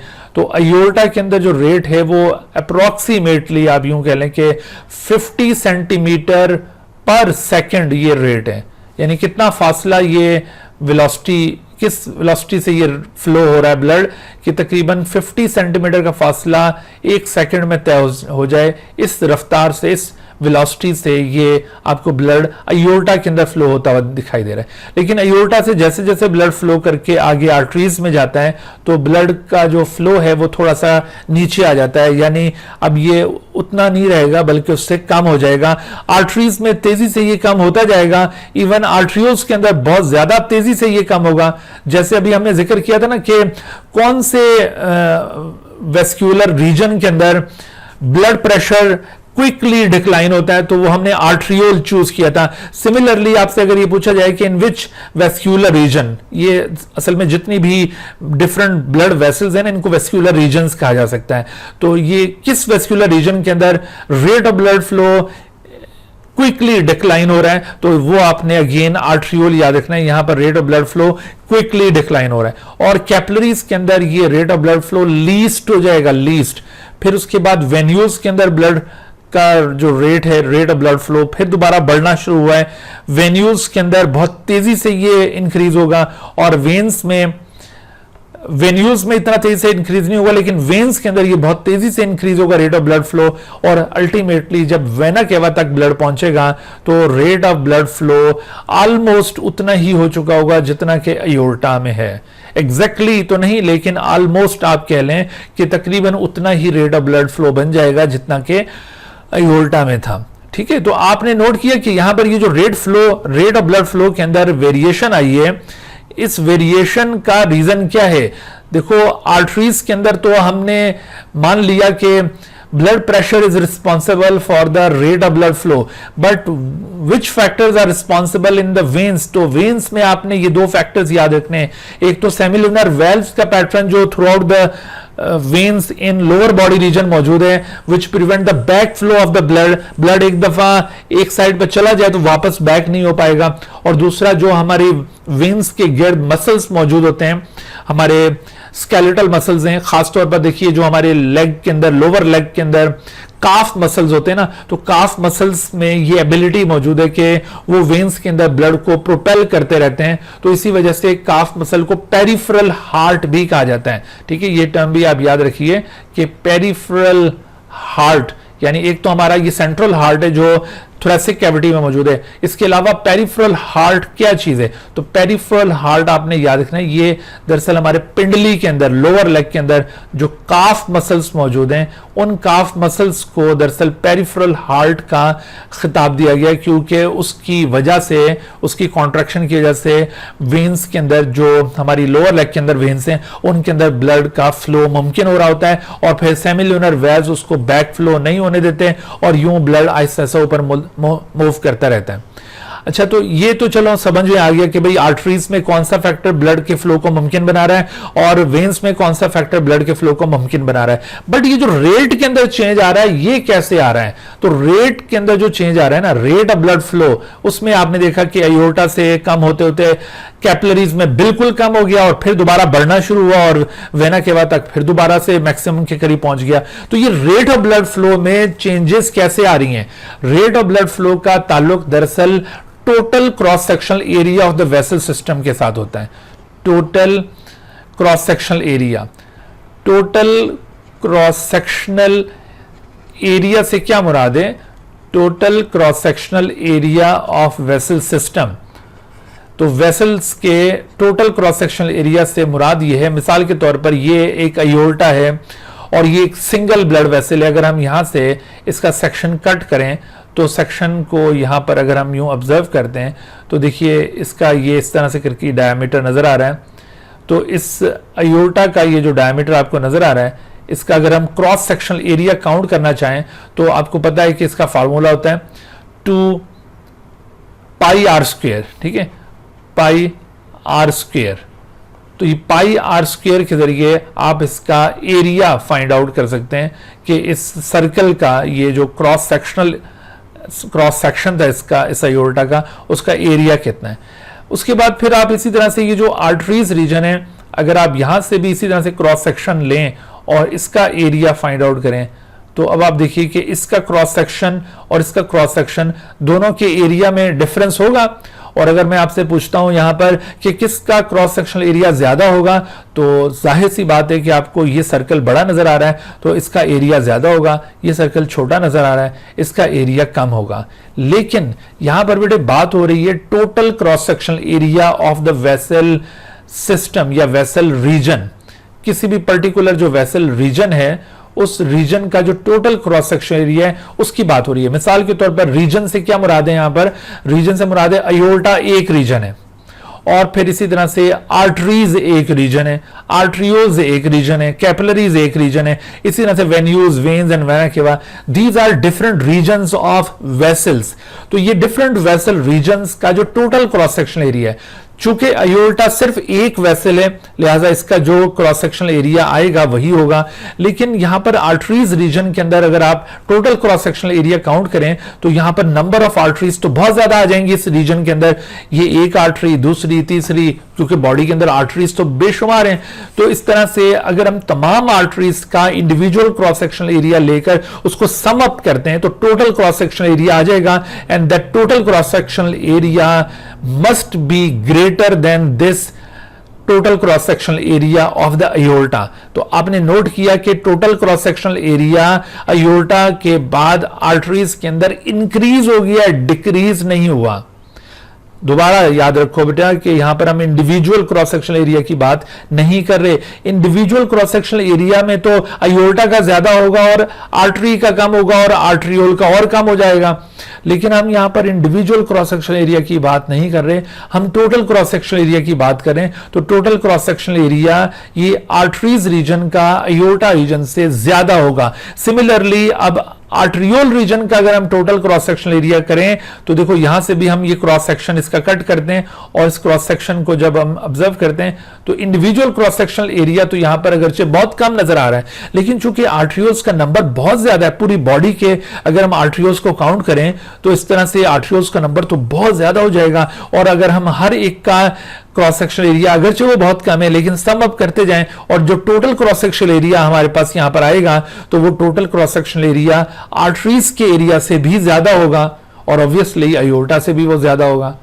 तो आपने ये बात याद रखनी है कि जितनी ब्लड वेसल्स ज्यादा होंगी बेशक उनका अपना डायमीटर बहुत कम है, अपना इंडिविजुअल क्रॉस सेक्शनल एरिया उस वेसल का बहुत कम है, लेकिन उनका नंबर चूंकि ज्यादा है लिहाजा उस रीजन का जो टोटल क्रॉस सेक्शनल एरिया है वो बहुत ज्यादा हो जाएगा। तो देखो ये कैपिलरीज के अंदर पहुंचते पहुंचते जो क्रॉस सेक्शनल एरिया था टोटल क्रॉस सेक्शनल एरिया वो ग्रेजुअली आप देखिए ये बढ़ते बढ़ते बढ़ते बढ़ते ये कैपिलरीज के अंदर मैक्सिमम हो गया है, maximum cross sectional area in the capillaries. और उसके बाद फिर दोबारा कैपिलरीज के बाद वेन्यूज में ये कम कम कम होते होते और वेना केवा में पहुंचते पहुंचते ये फिर दोबारा लीस्ट हो गया। तो लीस्ट क्रॉस सेक्शनल एरिया कौन सी वेसल्स का होगा? अयोर्टा और वेना केवा का, और maximum cross sectional area capillaries का होगा। इन पॉइंट्स को याद रखिएगा, ठीक है बेटा। तो देखो अब ये जो रेट ऑफ ब्लड फ्लो था मैं आपसे कह रहा था कि इसके लिए कौन सा फैक्टर रिस्पॉन्सिबल है, तो actually rate of blood flow, rate of blood flow ये टोटल क्रॉस सेक्शनल एरिया के साथ इनवर्सली प्रोपोर्शनल है। रेट ऑफ ब्लड फ्लो या जिसको वेलोसिटी ऑफ ब्लड भी कहते हैं, it is inversely proportional to the total cross sectional area of the blood. यहां पर इंडिविजुअल क्रॉस सेक्शनल एरिया नहीं, टोटल क्रॉस सेक्शनल एरिया, ठीक है जी। तो ये बात आपको क्लियर हो गई। जैसे जैसे total cross sectional area increase हो रहा है तो वेलोसिटी ऑफ द ब्लड या रेट ऑफ ब्लड फ्लो कम होता जा रहा है। कैपिलरीज के अंदर total cross sectional area highest, लेकिन जो रेट ऑफ ब्लड फ्लो है वो लीस्ट है। और उसके बाद फिर ग्रेजुअली जैसे जैसे क्रॉस सेक्शनल एरिया कम हुआ रेट ऑफ ब्लड फ्लो फिर ज्यादा। अब यहां पर भी टोटल क्रॉस सेक्शनल एरिया किस रीजन का, किस वेसल रीजन का शार्पली इंक्रीज होता है, तो वो वेन्यूल का शार्पली इंक्रीज हो रहा है, ठीक है। लेकिन वेन्स के अंदर ये शार्पली डिक्रीज हो रहा है।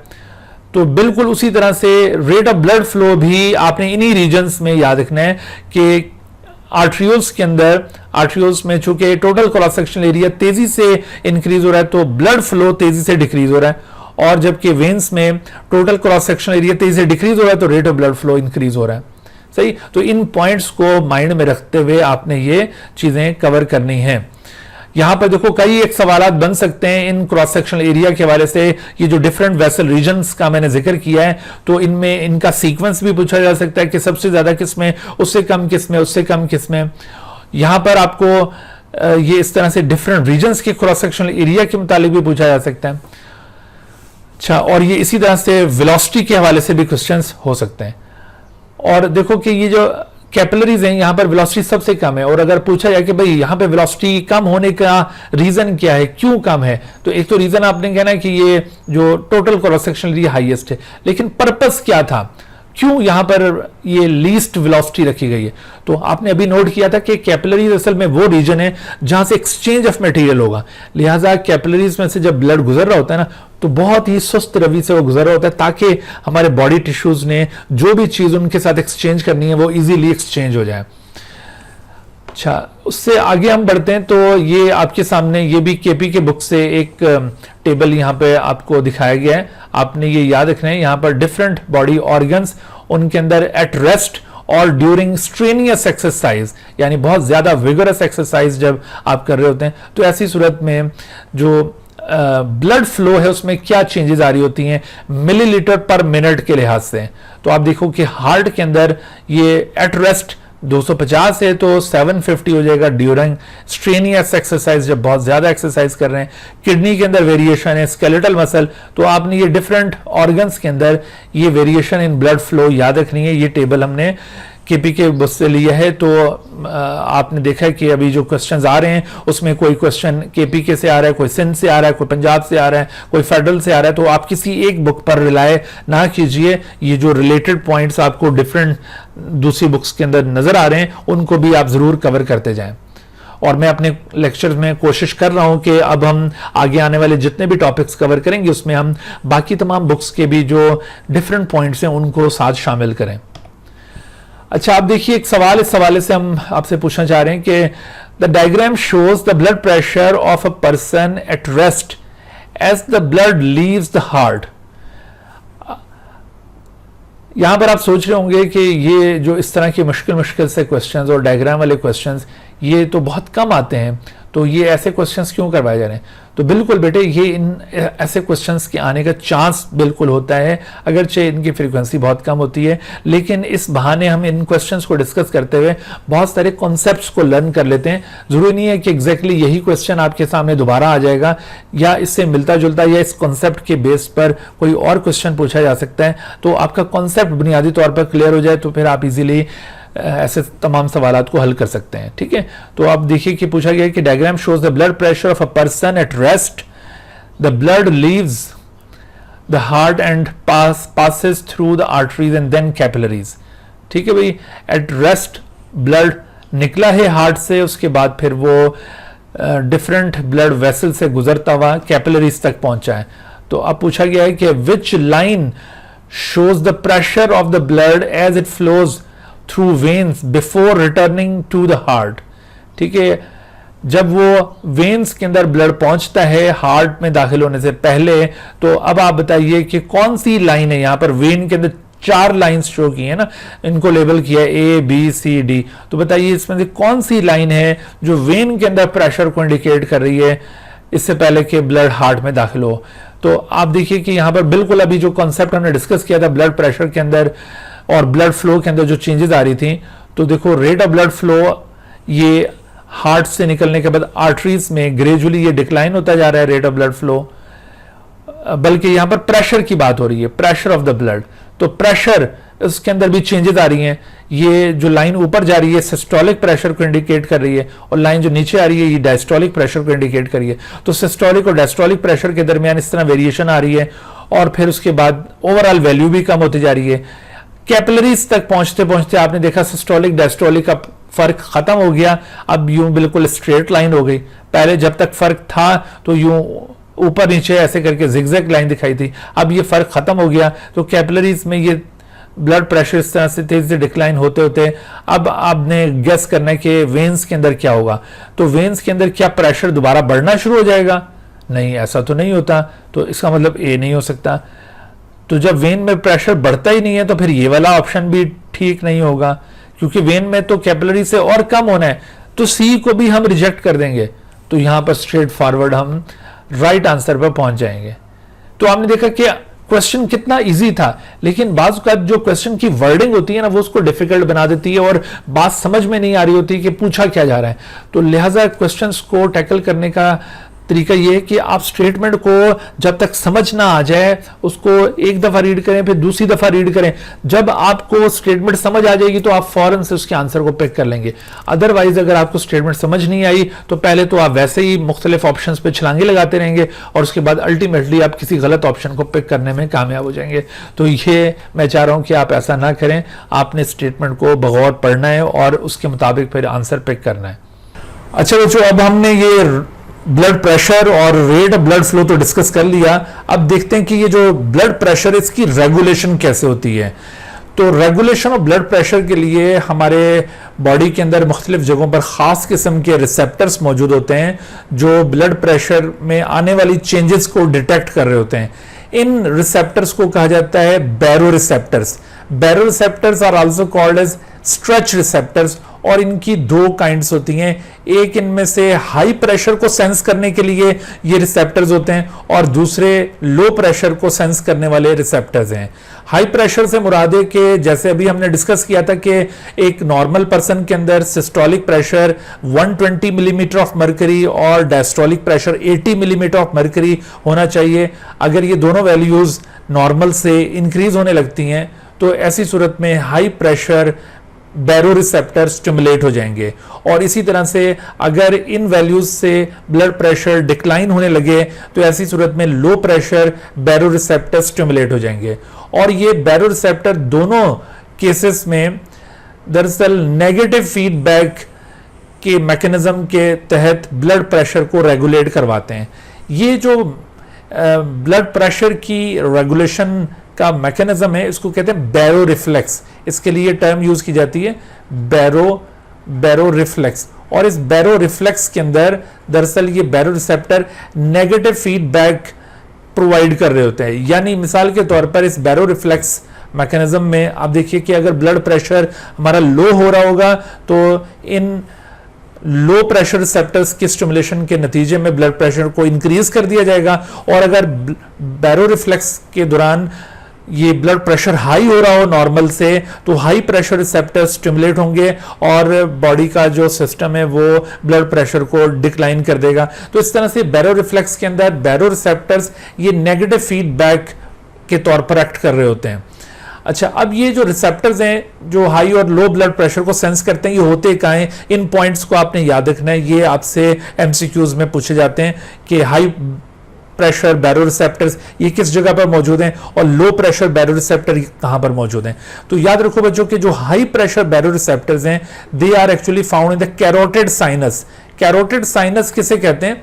कैरोटिड साइनस आपको ये पिछले लेक्चर्स में बताया था कि हार्ट से, लेफ्ट वेंट्रिकल से अयोल्टा ओरिजिनेट होता है, और अयोल्टा ओरिजिनेट होने के बाद हार्ट के ऊपर से यूं एक आर्च बनाते हुए ये डोर्सल साइड पर नीचे उतर जाता है। तो जहां पर ये अयोल्टिक आर्च बन रही होती है यहां से आपको याद है 3 ब्रांचेस निकलती हैं, 3 आर्टरीज ओरिजिनेट होती हैं। उनमें से जो राइट साइड की, हार्ट की राइट साइड पर जो आर्टरी अराइज हो रही होती है this is called brachiocephalic trunk, और जबकि इसी तरह से ये एक और आर्टरी है जिसको लेफ्ट कैरोटिड आर्टरी कहते हैं, और एक लेफ्ट सबक्लेवियन आर्टरी यहां से ओरिजिनेट हो रही है। लेकिन ये जो सबसे पहली आर्टरी यहां से ओरिजिनेट हो रही है वो है ब्रैकियोसेफेलिक ट्रंक, और ब्रैकियोसेफेलिक ट्रंक जैसे ही हार्ट से ऊपर आता है तो ये हमारे थोरैसिक रीजन में, अपर थोरैसिक रीजन में बाइफोर्केट करता है, यानी इसी क्लेविकल रीजन पर बाइफोर्केट करता है इनटू 2 ब्रांचेस। उनमें से एक बन जाती है राइट कैरोटिड आर्टरी और दूसरी बन जाती है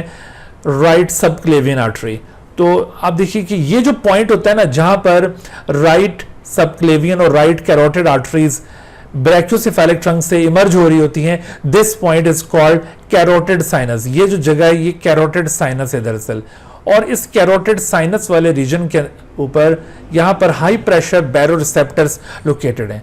ना सिर्फ ये हाई प्रेशर बैरोरिसेप्टर यहां पर आपको कैरोटिड साइनस में मिलेंगे, बल्कि ये जो अयोर्टा की वॉल होती है उसके अंदर भी आपको through out high pressure baroreceptors मिलेंगे। तो हाई प्रेशर बैरोरिसेप्टर्स की ये आपने लोकेशन याद रखनी है। इसी तरह से जो लो प्रेशर बैरोरिसेप्टर्स हैं उनकी लोकेशन क्या होंगी? तो लो प्रेशर बैरोरिसेप्टर जिनको वॉल्यूम रिसेप्टर्स भी कहा जाता है ये वॉल ऑफ एट्रिया के अंदर मौजूद होते हैं, एट्रियल वॉल में, और इसके साथ साथ आपको ये low pressure baroreceptor carotid arteries के अंदर भी मिलेंगे। कैरोटिड आर्टरीज के अंदर भी ये मिलते हैं, और कैरोटिड आर्टरीज के साथ साथ दूसरी लोकेशन ये वॉल ऑफ एट्रिया है, एट्रियल वॉल, इन 2 जगहों पर। यहां पर मैंने कैरोटिड आर्टरीज नहीं बताई, ये सिर्फ कैरोटिड साइनस बताया, लेकिन कैरोटिड आर्टरीज में ये लो प्रेशर बैरोरिसेप्टर्स हैं। तो आपने इनकी लोकेशन जरूर याद रखनी है, इनके ऊपर एमसीक्यूज बनते होते हैं। अच्छा, अब देखो ये तो आपको पता चल गया कि ये रिसेप्टर्स हैं और ये लो और हाई प्रेशर के रिजल्ट में स्टिमुलेट होंगे। अब जब ये स्टिमुलेट हो जाते हैं तो ये सिग्नल किसको करते हैं? What is the regulatory centre of our blood pressure? तो regulatory centre of blood pressure is located in the medulla. Medulla के अंदर ये ब्लड प्रेशर की रेगुलेशन का सेंटर मौजूद है। मेडुला में जब ये high pressure baroreceptor signal transmit करते हैं कि blood pressure is going to be high, तो मेडुला क्या करता है इस हाई ब्लड प्रेशर को रेगुलेट करने के लिए ये सिग्नल को वापस रिटर्न करेगा और डिफरेंट बॉडी वेसल्स को ये सिग्नल ट्रांसमिट करेगा और साथ साथ हार्ट को भी सिग्नल ट्रांसमिट करेगा। यहां पर अब जो डिफरेंट बॉडी वेसल्स को सिग्नल मिलता है ना, तो उससे क्या होगा कि बॉडी वेसल्स डायलेट करना शुरू कर देंगी, स्पेशली जो आर्टरीज हैं उनको ये सिग्नल ट्रांसमिट होता है और आर्टरीज इस सिग्नल के रिस्पांस में एक्सपैंड करती हैं। This expansion in the arteries is known as vasodilation. इस तरह से क्या होगा कि जो ब्लड आर्टरीज के अंदर फ्लो कर रहा था, आर्टरीज के एक्सपैंड करने की वजह से उसका प्रेशर आर्टरीज की वॉल के ऊपर कम हो जाएगा। ना सिर्फ ये आर्टरीज को सिग्नल मिलता है और आर्टरीज एक्सपैंड करती हैं, बल्कि हार्ट को भी सिग्नल मिलता है और हार्ट का जो रेट ऑफ फ्लो है वो भी कम हो जाता है। हार्ट को जो सिग्नल मिलता है ना, तो उसकी वजह से हार्ट रेट के ऊपर भी फर्क पड़ता है। हार्ट रेट यानी जो हार्ट बीट है उसको हम कहते हैं हार्ट रेट, तो हार्ट रेट भी ये स्लो डाउन हो जाएगा। इसी तरह से हार्ट रेट स्लो डाउन होने के साथ साथ जो स्ट्रोक वॉल्यूम है वो भी कम हो जाएगा, स्ट्रोक वॉल्यूम। और स्ट्रोक वॉल्यूम के कम होने के साथ साथ ये कार्डियक आउटपुट पे भी इफेक्ट डालेगा, कार्डियक आउटपुट भी कम हो जाएगा। अब जरा इन तीनों टर्म्स को अंडरस्टैंड कर लें, इनसे क्या मुराद है, कार्डियक आउटपुट क्या चीज है और इसी तरह से स्ट्रोक वॉल्यूम क्या चीज है और हार्ट रेट क्या है। हार्ट रेट तो आप जानते हैं कि हार्ट बीट पर मिनट, ये हार्ट रेट कहलाएगा। Heart beat per minute is heart rate. जबकि स्ट्रोक वॉल्यूम किसे कहते हैं, stroke volume basically is the amount of blood pumped by heart with each cardiac beat, यानी हर बीट पर कितना amount blood का पंप हो रहा है, इसको स्ट्रोक वॉल्यूम कहा जाता है। और स्ट्रोक वॉल्यूम में भी कमी आएगी जब ये ब्लड प्रेशर की रेगुलेशन की जा रही है। हाई ब्लड प्रेशर के केस में ब्लड प्रेशर को डाउन करने के लिए हार्ट रेट कम हुआ है, तो साथ ही स्ट्रोक वॉल्यूम भी कम हुआ है। स्ट्रोक वॉल्यूम कम होने से मुराद है कि ये जो इसके वेंट्रिकल्स के अंदर यूं कॉन्ट्रैक्ट करने की कैपेसिटी थी ना, जो उसकी इंटेंसिटी, उसको मिनिमाइज कर दिया ताकि ये बहुत ज्यादा यूं विगरसली कॉन्ट्रैक्ट ना करें। जब ये विगरसली कॉन्ट्रैक्ट नहीं करेंगे, थोड़ा सा लूज कॉन्ट्रैक्ट करेंगे, तो ऐसी सूरत में ब्लड जितना हर कार्डियक बीट के साथ बाहर निकल रहा था वो कम निकल पाएगा। तो इस चीज को कहा जा रहा है स्ट्रोक वॉल्यूम। ठीक है, तो stroke volume is the amount of blood pumped by heart with each cardiac beat. और ये दोनों चीजें जब कम होती है ना, तो इनका इफेक्ट कार्डियक आउटपुट के ऊपर होता है।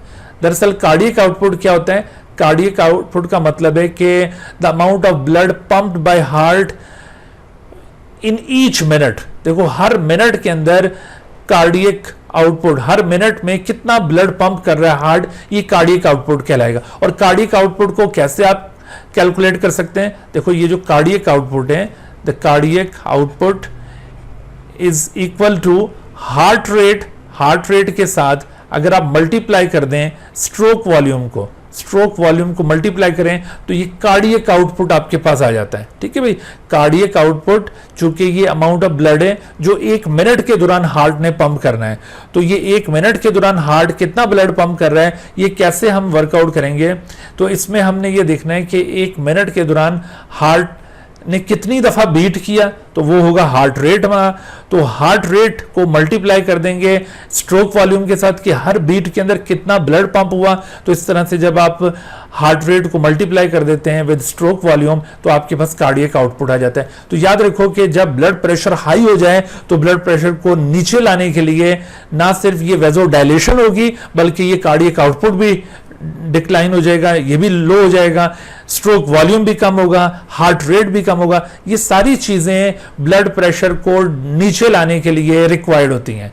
तो यहां पर देखो आपसे ये एमसीक्यू पूछा जा सकता है कि in during high blood pressure when medulla controls the blood pressure या when medulla tries to decrease the blood pressure, which of the following will occur। तो उसमें देखो वेजोडाइलेशन भी होगी, उसमें हार्ट रेट भी डिक्रीज होगा, उसमें स्ट्रोक वॉल्यूम भी डिक्रीज होगा, कार्डियक आउटपुट भी कम होगा, ये सारी चीजें होंगी, लेकिन वेजो कंस्ट्रिक्शन नहीं होगी यहाँ पर। ठीक है, तो ये पॉइंट्स आपने याद रखना है, ये एमसीक्यूज में यहाँ पर यूज किए जा सकते हैं। अच्छा, फिर दूसरा देखो कि जब हमने कहा कि ब्लड प्रेशर जब लो हो रहा होता है तो ऐसी सूरत में लो प्रेशर रिसेप्टर या जिनको वॉल्यूम रिसेप्टर्स कहा जाता है, situated in the wall of atria as well as in the carotid arteries, तो यहां पर मौजूद ये स्ट्रेच रिसेप्टर स्टिमुलेट हो जाएंगे कि ब्लड प्रेशर कम हो रहा है। क्योंकि देखो ब्लड प्रेशर कम होने की दो वजूहत हैं। एक तो ब्लड प्रेशर कम होने की वजह ये हो सकती है कि ये जो कार्डियक आउटपुट और जो स्ट्रोक वॉल्यूम हार्ट रेट आपको बताते हैं ये स्लो डाउन हो रहे हैं, यानी किसी वजह से ये स्लो डाउन हो रहे हैं, तो ऐसी सूरत में जाहिर है कि ब्लड प्रेशर नीचे आ रहा होगा।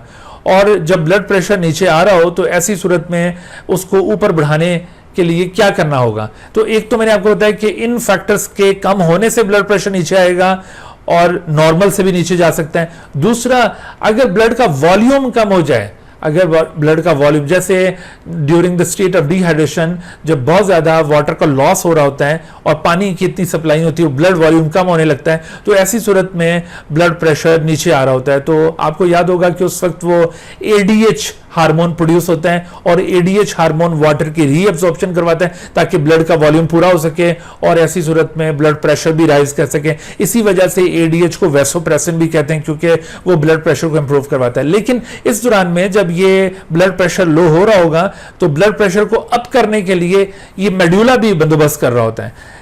लो प्रेशर रिसेप्टर जैसे स्टिमुलेट होते हैं इस केस में तो ये सिग्नल ट्रांसमिट करते हैं टू द मेडुला और मेडुला इस सिग्नल को बैक करता है टू द ब्लड वेसल्स और ब्लड वेसल्स क्या करती हैं कि ब्लड वेसल्स के अंदर यूं वेजो कंस्ट्रक्शन होती है, तो जो ब्लड यहां से फ्लो कर रहा था और वो प्रेशर इतना ज्यादा बिल्ड नहीं कर रहा था तो वो प्रेशर बिल्ड करना शुरू कर देगा जब वेजो कंस्ट्रक्शन होगी। तो इस तरह से लो प्रेशर के केस में उसको अप करने के लिए ये वेजो कंस्ट्रक्शन होती है और हाई ब्लड प्रेशर के केस में उसको नीचे लाने के लिए ये वेजो डायलेशन की एक्टिविटी परफॉर्म होगी। ठीक है, अच्छा, ये तो आपने ऑब्जर्व किया कि किस तरह से मेडुला की इन्वॉल्वमेंट थी और साथ मैंने आपको ये एडीएच हार्मोन का भी यहां पर बता दिया। लेकिन याद रखो कि एडीएच के अलावा यहां पर कुछ और हार्मोन्स हैं जो कि इन्फ्लुएंस कर रहे होते हैं ब्लड प्रेशर के ऊपर। मिसाल के तौर पर जैसे हार्मोन्स लाइक एपिनेफ्रीन या जिसको एड्रीनालिन भी कहा जाता है, तो ये एक पावरफुल वेजो डायलेटर है। ये दरअसल स्केलेटल मसल्स के अंदर वेजो डायलेशन कॉज करता है ये खास तौर पर। और दूसरी तरफ जो नॉर एपिनेफ्रीन है या नॉर एड्रीनालिन, तो ये नॉर एड्रीनालिन ये भी एपिनेफ्रीन के साथ ही पैरेलली सीक्रेट होगा क्योंकि these two hormones are synergistic. अभी हम हार्मोन्स का पार्ट आगे चलकर कवर करेंगे तो वहां पर आपको बताएंगे कि ये जो हार्मोन्स एक साथ प्रोड्यूस होते हैं और ओवरऑल उनका जो फंक्शन है वो भी एक ही होता है लेकिन उनका एक्शन डिफरेंट होता है, मोड ऑफ एक्शन उनका डिफरेंट होता है, उनको कहते हैं सिनर्जिस्टिक हार्मोन। तो ये एपिनेफ्रीन और norepinephrine are synergistic hormones. तो ये जो सिनर्जिस्टिक हार्मोन्स हैं इन दोनों की वजह से होगा क्या कि नॉर एपिनेफ्रीन एक्चुअली ये वेजो कंस्ट्रक्टर है और स्पेशली ये किस जगह का वेजो कंस्ट्रक्टर है, ये जीआईटी का गैस्ट्रोइंटेस्टाइनल ट्रैक्ट का वेजो कंस्ट्रक्टर है। तो इमरजेंसी सिचुएशन में जब हम फाइट और फ्लाइट सिचुएशन शो करना चाहते हैं, जब किसी इमरजेंसी के साथ या तो फाइट करना हमारा ऑब्जेक्टिव होता है या वहां से फ्लाइट करना हमारा ऑब्जेक्टिव होता है, उस वक्त इन दोनों हार्मोन्स की वजह से होगा क्या कि ये दोनों हार्मोन्स एक वेजो डायलेशन कॉज करेगा इन द लिम्स और दूसरा वेजो कंस्ट्रक्शन कॉज करेगा इन जीआईटी और इन दोनों की वजह से ब्लड की सर्कुलेशन मॉडिफाई हो जाएगी, यानी लिम्स को ब्लड ज्यादा सप्लाई होगा और गट को कम सप्लाई होगा और इसका नेट रिजल्ट क्या निकलेगा कि overall blood pressure will be increased. तो इस तरह से these hormones also involve in the increase of the blood pressure. इसके अलावा काइनेंस जैसे कि हिस्टामीन ये एक वेजोडायलेटर है, ये ब्लड प्रेशर को लो करने का सबब बनता है और इसी तरह से प्रोस्टाग्लैंडिन्स ये भी दरअसल वेजोडायलेटर के तौर पर एक्ट कर रहे होते हैं। तो आपने ये जितने भी हार्मोन्स के यहाँ पर नाम बताएं इनको भी याद रखना है और इसके साथ साथ ये जो सिचुएशंस आपको ब्लड प्रेशर के साथ शो किए हैं इनको भी याद रखना है, इनके हवाले से भी एमसीक्यूज बनाए जाते हैं। जी बच्चों, तो अब हम बात करते हैं लिम्फेटिक सिस्टम की। कार्डियोवैस्कुलर सिस्टम कंप्लीट हुआ। लिम्फेटिक सिस्टम बेसिकली ये भी एक किस्म का सर्कुलेटरी सिस्टम है। आपको जब ये सर्कुलेटरी सिस्टम के बारे में बताया था, उसका इंट्रोडक्शन प्रोवाइड किया था, तो उसमें हमने दो तरह के सर्कुलेटरी सिस्टम की बात की थी, एक कार्डियोवैस्कुलर सिस्टम या जिसको ब्लड सर्कुलेटरी सिस्टम कहते हैं और दूसरा लिम्फेटिक सिस्टम। एक्चुअली होता क्या है कि ये जो लिम्फेटिक सिस्टम है ये दरअसल ब्लड के लॉस पार्ट को या सर्कुलेटरी सिस्टम के लॉस पार्ट को ये वापस रिटर्न करता है। इसको हम इसी वजह से इसी बुनियाद पर डिफाइन करते हैं कि this is a type of circulatory system which is responsible for the returning of lost part of blood back to the blood circulatory system. और ये लॉस्ट पार्ट ऑफ ब्लड क्या है? ये भी आपने देखा था कि कैपिलरीज में से जब ब्लड फ्लो कर रहा होता है तो कैपिलरीज में से फ्लो करते हुए ब्लड का कुछ लिक्विड पोर्शन निकलकर टिश्यूज की इंटरसेलुलर स्पेस में एक्यूमुलेट हो जाता है। ये पोर्शन ब्लड का जो कि टिश्यू की इंटरसेलुलर स्पेस में जमा हो गया है, इसे अब टिश्यू फ्लूइड या इंटरस्टिशियल फ्लूइड कहा जाएगा। यही दरअसल लॉस्ट पार्ट ऑफ ब्लड है और इसको वापस ब्लड में रिटर्न करने के लिए जो सिस्टम रिस्पॉन्सिबल है उसको लिम्फेटिक सिस्टम कहा गया। तो लिम्फेटिक सिस्टम का ये कॉन्सेप्ट आपने याद रखना है। अच्छा, यहां पर आप देखो कि लिम्फेटिक सिस्टम में जो कंपोनेंट्स हैं वो क्या क्या हैं। एक तो इसमें लिम्फ आ जाएगा जो कि इसका सर्कुलेटरी फ्लूइड है। दूसरा लिम्फ वेसल्स हैं जो इस सिस्टम की सर्कुलेटरी वेसल्स हैं। और तीसरा इसके अंदर लिम्फ नोड्स आ जाते हैं। तो ये लिम्फ नोड्स, इनको लिम्फॉइड मैसेज भी कहा जाता है। ये 3 किस्म के कंपोनेंट्स आपको लिम्फेटिक सिस्टम में मिलेंगे। जी बच्चों, तो सबसे पहले हम इसमें बात करते हैं कि ये लिम्फ क्या चीज है। देखिए बच्चों, होता कुछ इस तरह से कि जब ये ब्लड सर्कुलेट करता हुआ हमारे वेसल से, ये हमारी कैपिलरी से गुजर रहा होगा, तो कैपिलरी से गुजरते हुए कैपिलरीज की वॉल आपने अभी पढ़ी थी कि ये 1 सेल थिकेंड वॉल होती है और इसकी वॉल के अंदर ये छोटे छोटे इस तरह से गैप्स भी मौजूद होते हैं। तो इन गैप्स की वजह से लिक्विड पार्ट ऑफ ब्लड, जिसको प्लाज्मा कहा जाता है, ये प्लाज्मा ब्लड में से निकलकर इन इंटरसेलुलर स्पेसेस में एक्यूमुलेट हो जाएगा और तकरीबन कोई एक दिन के दौरान यानी 24 घंटों के दौरान 30 लीटर के करीब ये प्लाज्मा लॉस हो रहा होता है।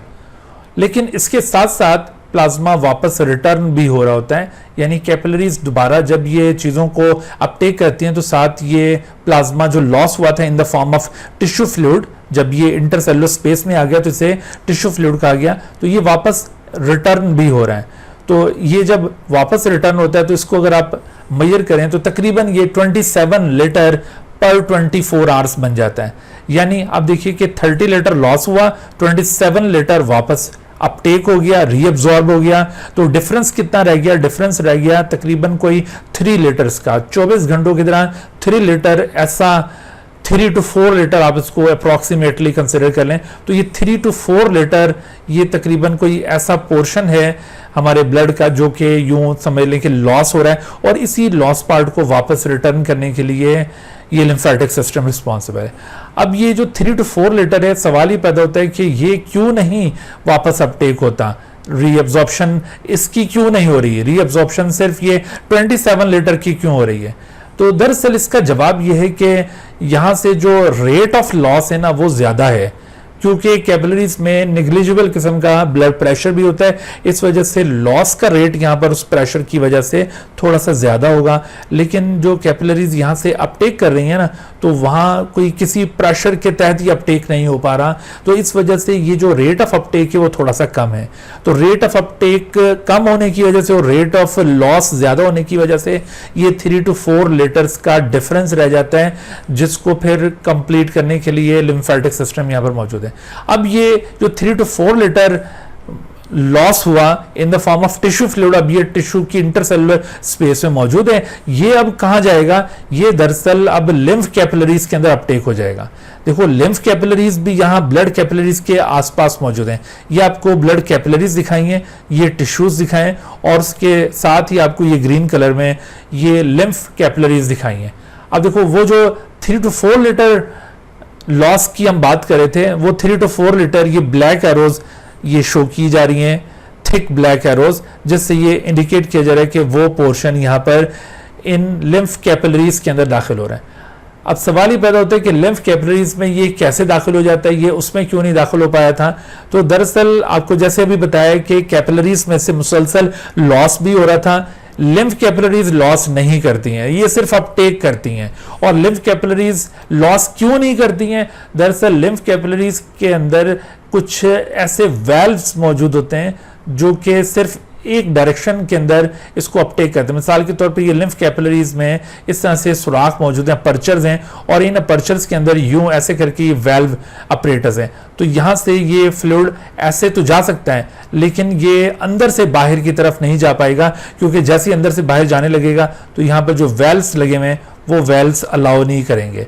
ठीक है, तो इस तरह से आप देखिए कि ये जो लिम्फ कैपिलरीज हैं ये सिर्फ अपटेक कर रही होंगी, ये लॉस नहीं करेंगी। तो ये जो 3 to 4 लीटर लॉस था ये कंपनसेट हो जाएगा और ये लिम्फ कैपिलरीज में दाखिल हो जाएगा। जब ये लिम्फ कैपिलरीज में दाखिल हो जाता है तो अब इस फ्लूइड को कहते हैं लिम्फ। इससे पहले जब ये टिश्यूज के इंटरसेलुलर स्पेस में था तो उस वक्त इसको कहा गया था टिश्यू फ्लूइड या इंटरस्टिशियल फ्लूइड। और खुद ये टिश्यू फ्लूइड कहां से आया था? ये जाहिर है कि ब्लड में से निकला था। ब्लड में जो लिक्विड पार्ट था दैट इज कॉल्ड प्लाज्मा, वहां से ये ड्राइव हुआ। तो इस तरह से देखो ये एक साइकिल से चल रहा है। प्लाज्मा लॉस हुआ तो ये टिश्यू फ्लूइड बन गया, टिश्यू फ्लूइड ये अपटेक हो गया लिम्फ कैपिलरीज के अंदर तो लिम्फ बन गया। अब लिम्फ दोबारा से ये प्लाज्मा के अंदर रिटर्न हो जाएगा। तो इस तरह से ये सिलसिला चलता रहता है। अब अगर हम इन तीनों को कंपेयर करें, ये तो आपको समझ में आ गया कि भाई प्लाज्मा किस जगह पर हम इसको नाम देंगे, टिश्यू फ्लूइड किस जगह पर नाम देंगे और लिम्फ किस जगह पर इसको नाम देंगे। ये आपने तीनों इसके नेम्स का रीजन याद रखना है। अच्छा, लेकिन अब इनकी जो कंपोजिशन है ना उसके हवाले से अक्सर एमसीक्यूज पूछे जाते हैं, वो आपको क्लियर होना चाहिए। देखो प्लाज्मा के अंदर ना ब्लड सेल्स भी मौजूद होंगे, उसमें सेल लाइक बॉडीज भी मौजूद होंगी, उसके अंदर डिजोल्व सब्सटेंसेस में भी मौजूद होंगे, यानी जो भी ब्लड की चीजें हैं वो सारी प्लाज्मा में मौजूद हैं। लेकिन टिश्यू फ्लूइड में क्या ये सारी चीजें मौजूद हैं? तो इसका जवाब ये है कि टिश्यू फ्लूइड के अंदर आप देखेंगे कि प्रोटीन्स थोड़ी सी कम होती हैं, क्योंकि प्रोटीन्स प्लाज्मा में ज्यादा होंगी। प्लाज्मा इज प्रोटीन रिच, ये जो है प्रोटीन रिच फ्लूइड है, तो प्रोटीन्स थोड़ी सी यहां पर कम होंगी टिश्यू फ्लूइड के अंदर, क्योंकि प्रोटीन्स ये बाहर नहीं निकल पाती हैं कैपिलरी से। सेकेंडली आप देखिए रेड ब्लड सेल्स भी टिश्यू फ्लूइड के अंदर हरगिज नहीं होते हैं। हाँ, अलबत्ता व्हाइट ब्लड सेल्स होते हैं, जैसे आपको ये इधर दिखाया है कि व्हाइट ब्लड सेल्स स्क्वीज करके ये बाहर निकल रहा होता है और टिश्यू की इंटरसेलुलर स्पेस में व्हाइट ब्लड सेल्स आपको मिलेंगे। तो आपने देखा कि व्हाइट ब्लड सेल्स होंगे, रेड ब्लड सेल्स नहीं होंगे, और प्लेटिलेट्स भी नहीं होंगे। जो सेल लाइक बॉडीज हैं वो भी टिश्यू फ्लूइड के अंदर नहीं आएंगी। तो रेड ब्लड सेल्स और प्लेटिलेट्स ये प्लाज्मा के अंदर ही सस्पेंडेड होते हैं, अगर जो प्लाज्मा का पार्ट नहीं है ये तो अलग इनकी एक शनाख्त है। ब्लड का ये पार्ट है, प्लाज्मा का पार्ट नहीं, लेकिन प्लाज्मा में ये सस्पेंडेड है। तो ये आरबीसीज और प्लेटिलेट्स प्लाज्मा के अंदर ही रहेंगे, लेकिन डब्ल्यूबीसीज निकलकर टिश्यू के इंटरसेलुलर स्पेस में आ जाएंगे। इसके अलावा डिजोल्व सब्सटेंसेस भी निकल कर आ जाएंगे, लेकिन प्रोटीन्स जो प्लाज्मा प्रोटीन्स है वो नहीं निकल पाएंगी, क्योंकि कैपिलरीज उनको अलाउ नहीं करती। तो इस तरह से आप देखिए कि टिश्यू फ्लूइड की जो कंपोजिशन है वो प्लाज्मा के साथ किस तरह से रिलेट कर रही है। यानी टिश्यू फ्लूइड की कंपोजिशन प्लाज्मा के साथ एग्जैक्टली सेम होगी, सिवाय इसके कि प्रोटीन बहुत इसमें कम होंगी। वही प्रोटीन्स होंगी जो कि ये सेल से बाहर कोई एक्स्ट्रा सेलुलर मैट्रिक्स की प्रोटीन्स होंगी, वो यहाँ पर मौजूद हो सकती हैं। अदरवाइज यहाँ पर प्रोटीन कम है। इसके अलावा यहाँ पर वाइट ब्लड सेल्स हैं, बट अदर जो रेड ब्लड सेल्स और प्लेटिलेट्स हैं वो यहाँ पर नहीं है। बिल्कुल इसी तरह से अब आप देखिए कि लिम्फ जब ये टिश्यू फ्लूइड से ओरिजिनेट हो रहा है, टिश्यू फ्लूइड ही लिम्फ कैपिलरीज में दाखिल होकर लिम्फ बन जाता है, तो लिम्फ में क्या कुछ मौजूद होगा? लिम्फ में हर वो कुछ मौजूद होगा जो टिश्यू फ्लूइड के अंदर प्रेजेंट होगा। लेकिन यहां पर थोड़ा सा एक फर्क ये होगा कि लिम्फ इज लिपिड रिच, इसके अंदर जो लिपॉइड कंटेंट्स हैं वो ज्यादा होते हैं, लिपॉइड कंटेंट्स। ठीक है, ये एक लिपिड रिच फ्लूइड है। जैसे हमने प्लाज्मा को प्रोटीन रिच फ्लूइड कहा, जबकि इसको हम क्या कहेंगे? Lipid rich. वो क्यों? वो इस वजह से कि lymphatic system is also involved in the absorption of digested products of lipids. Lipids हम जब अपनी डाइट में ले लेते हैं तो हमारे डाइजेस्टिव ट्रैक्ट में डाइजेस्ट होने के बाद इसकी डाइजेस्टिव प्रोडक्ट्स भी लिम्फेटिक सिस्टम के जरिए अपटेक होती हैं। आपको डाइजेशन वाले पोर्शन के अंदर एक्सप्लेन किया था कि हमारी इंटेस्टाइन के अंदर विलाय में लेक्टिल्स मौजूद होती हैं जो कि लिम्फ कैपिलरीज हैं, तो वो चूंकि लिपिड की डाइजेस्टेड प्रोडक्ट्स को अपटेक कर रही होती हैं, इस वजह से ये लिपिड रिच फ्लूइड होगा। अच्छा, तो अब ये lymph through out the lymphatic system circulate करता हुआ जाता है। ठीक है जी, तो इस तरह से आपको ये जो पहला कंपोनेंट था इसका लिम्फ, वो क्लियर हो गया। अब आइए लिम्फ वेसल्स की तरफ। तो लिम्फ वेसल्स जिनको सर्कुलेटरी वेसल्स कहा जाता है, इनकी डिफरेंट अकसाम है। जैसे लिम्फ कैपिलरीज सबसे छोटी वेसल्स होंगी, आपने जो लेक्टीज पढ़े थे वो भी लिम्फ कैपिलरीज की किस्म है। इसी तरह से आप देखिए स्मॉल लिम्फ वेसल्स, फिर लार्जर लिम्फ वेसल्स, और जो सबसे बड़ी लिम्फ वेसल होती है वो होती है थोरेसिक लिम्फेटिक डक्ट, जो कि हमारे चेस्ट रीजन के अंदर थोरेसिक रीजन में मौजूद है। And this thoracic lymphatic duct is actually connected with subclavian vein, और इस तरह से जितना भी लिम्फ है वो अल्टीमेटली थोरेसिक लिम्फेटिक डक्ट के जरिए ये सबक्लेवियन वेन में दाखिल हो जाता है। ये आपने सीक्वेंस याद रखना है कि लिम्फ कैपिलरीज, फिर स्मॉलर लिम्फ वेसल्स, फिर larger, and then ultimately thoracic lymphatic duct. और ये वो रीजन है जहां पर ब्लड सर्कुलेटरी सिस्टम और लिम्फेटिक सिस्टम एक दूसरे के साथ कनेक्ट हो रहे होते हैं। अच्छा, अब देखो इन डिफरेंट लिम्फ वेसल्स में होता है इस तरह से कि डिफरेंट डायरेक्शन से कुछ लिम्फ वेसल्स एक पॉइंट पर कन्वर्ज होती हैं। तो ये जो पॉइंट है ना जहां पर ये डिफरेंट डायरेक्शन से लिम्फ वेसल्स कन्वर्ज हो रही होती हैं, इन पॉइंट्स को कहते हैं लिम्फ नोड्स। तो यहां पर आने वाली लिम्फ वेसल्स जो यहां पर लिम्फ को कैरी कर रही हैं उनको अफरेंट वेसल्स कहा जाता है। जैसे हार्ट की तरफ लेकर आने वाली जो ब्लड वेसल्स हैं उनको हम वेन्स कहते हैं, वो भी दरअसल अफरेंट वेसल्स हैं। बिल्कुल इसी तरह से यहां पर हम अगर इस लिम्फ नोड को रेफरेंस पॉइंट बनाएं तो इसकी तरफ लेकर आने वाली जो लिम्फ वेसल्स होंगी ये अफरेंट वेसल्स होंगी। और फिर आप देखिए यहां से भी जाहिर है कोई वेसल ओरिजिनेट हुई है इस लिम्फ नोड से, तो ये वेसल कहलाएगी इफरेंट वेसल। लेकिन ये वेसल भी आगे जाकर किसी लिम्फ नोड में दाखिल होगी, तो उस लिम्फ नोड में जितनी मजीद वेसल्स दाखिल हो रही हैं वो वहां पर उस लिम्फ नोड के लिहाज से अफरेंट वेसल्स बन जाएंगी, और वहां से जो वेसल ओरिजिनेट होगी वो इफरेंट वेसल बन जाएगी। इस तरह से पूरी बॉडी के अंदर ये लिम्फ वेसल्स जगह जगह पर यूं जंक्शंस फॉर्म कर रही हैं। तो इन जंक्शंस को कहते हैं लिम्फ नोड्स। ये तीसरा कंपोनेंट है। तो लिम्फ नोड्स जिनको लिम्फाइड मैसेज भी कहा जाता है, बॉडी में मुख्तलिफ जगहों पर ये डिस्ट्रीब्यूटेड है। लेकिन इनकी आपने ये तीन खास पोजीशंस याद रखनी है। एक नेक रीजन के अंदर बहुत ज्यादा अबंडेंटली मौजूद होंगे, दूसरा एक्जिला, ये जो आर्म पिट्स होते हैं वहां पर ये बहुत ज्यादा मौजूद होते हैं, और तीसरा ग्रोइन। ग्रोइन ये जहां पर लोअर लिम्ब आकर अटैच हो रहा है हमारे बॉडी ट्रंक के साथ, उस रीजन को ग्रोइन कहते हैं। तो आप देखिए ये ग्रोइन रीजन में बहुत ज्यादा है, ये इस आर्म पिट्स के अंदर यानी एक्जिला के अंदर बहुत ज्यादा है, और ये नेक रीजन के अंदर ये लिम्फ नोड्स बहुत ज्यादा हैं। इसके अलावा जो बड़े मेजर किस्म के लिम्फ नोड्स हैं उनके नाम भी आप याद रखिए। समटाइम इनमें से ये सवाल पूछा जाता है कि which of the following is a lymph node. तो एडिनोइड्स आप याद रखो कि ये हमारे इधर नेजल कैविटी के पास मौजूद हैं, ये एडिनोइड्स लिम्फ नोड्स हैं। फिर टॉन्सिल्स जो कि हमारे ये थ्रोट के पास मौजूद होते हैं, टॉन्सिल्स दरअसल ये भी लिम्फ नोड्स हैं। और उसके बाद फिर आप लिम्फ नोड्स की जो मेजर लिम्फ नोड्स की टाइप्स हैं उसमें थाइमस को सरेफेरस याद रखिए, क्योंकि थाइमस ये एक बड़ा प्रोमिनेंट लिम्फ नोड है। अगरचे ये थाइमस यंग हुड के अंदर ज्यादा प्रोमिनेंट होता है, जैसे जैसे एडल्ट होते जाते हैं तो थाइमस रिग्रेस करता जाता है। ये चेस्ट रीजन में वाक़ है। और सबसे बड़ा जो लिम्फ नोड है वो स्प्लीन है। तो स्प्लीन जो कि हमारे ये बॉडी ट्रंक के अंदर लेफ्ट साइड पर मौजूद होती है स्टमक के साथ, spleen is the largest lymph node.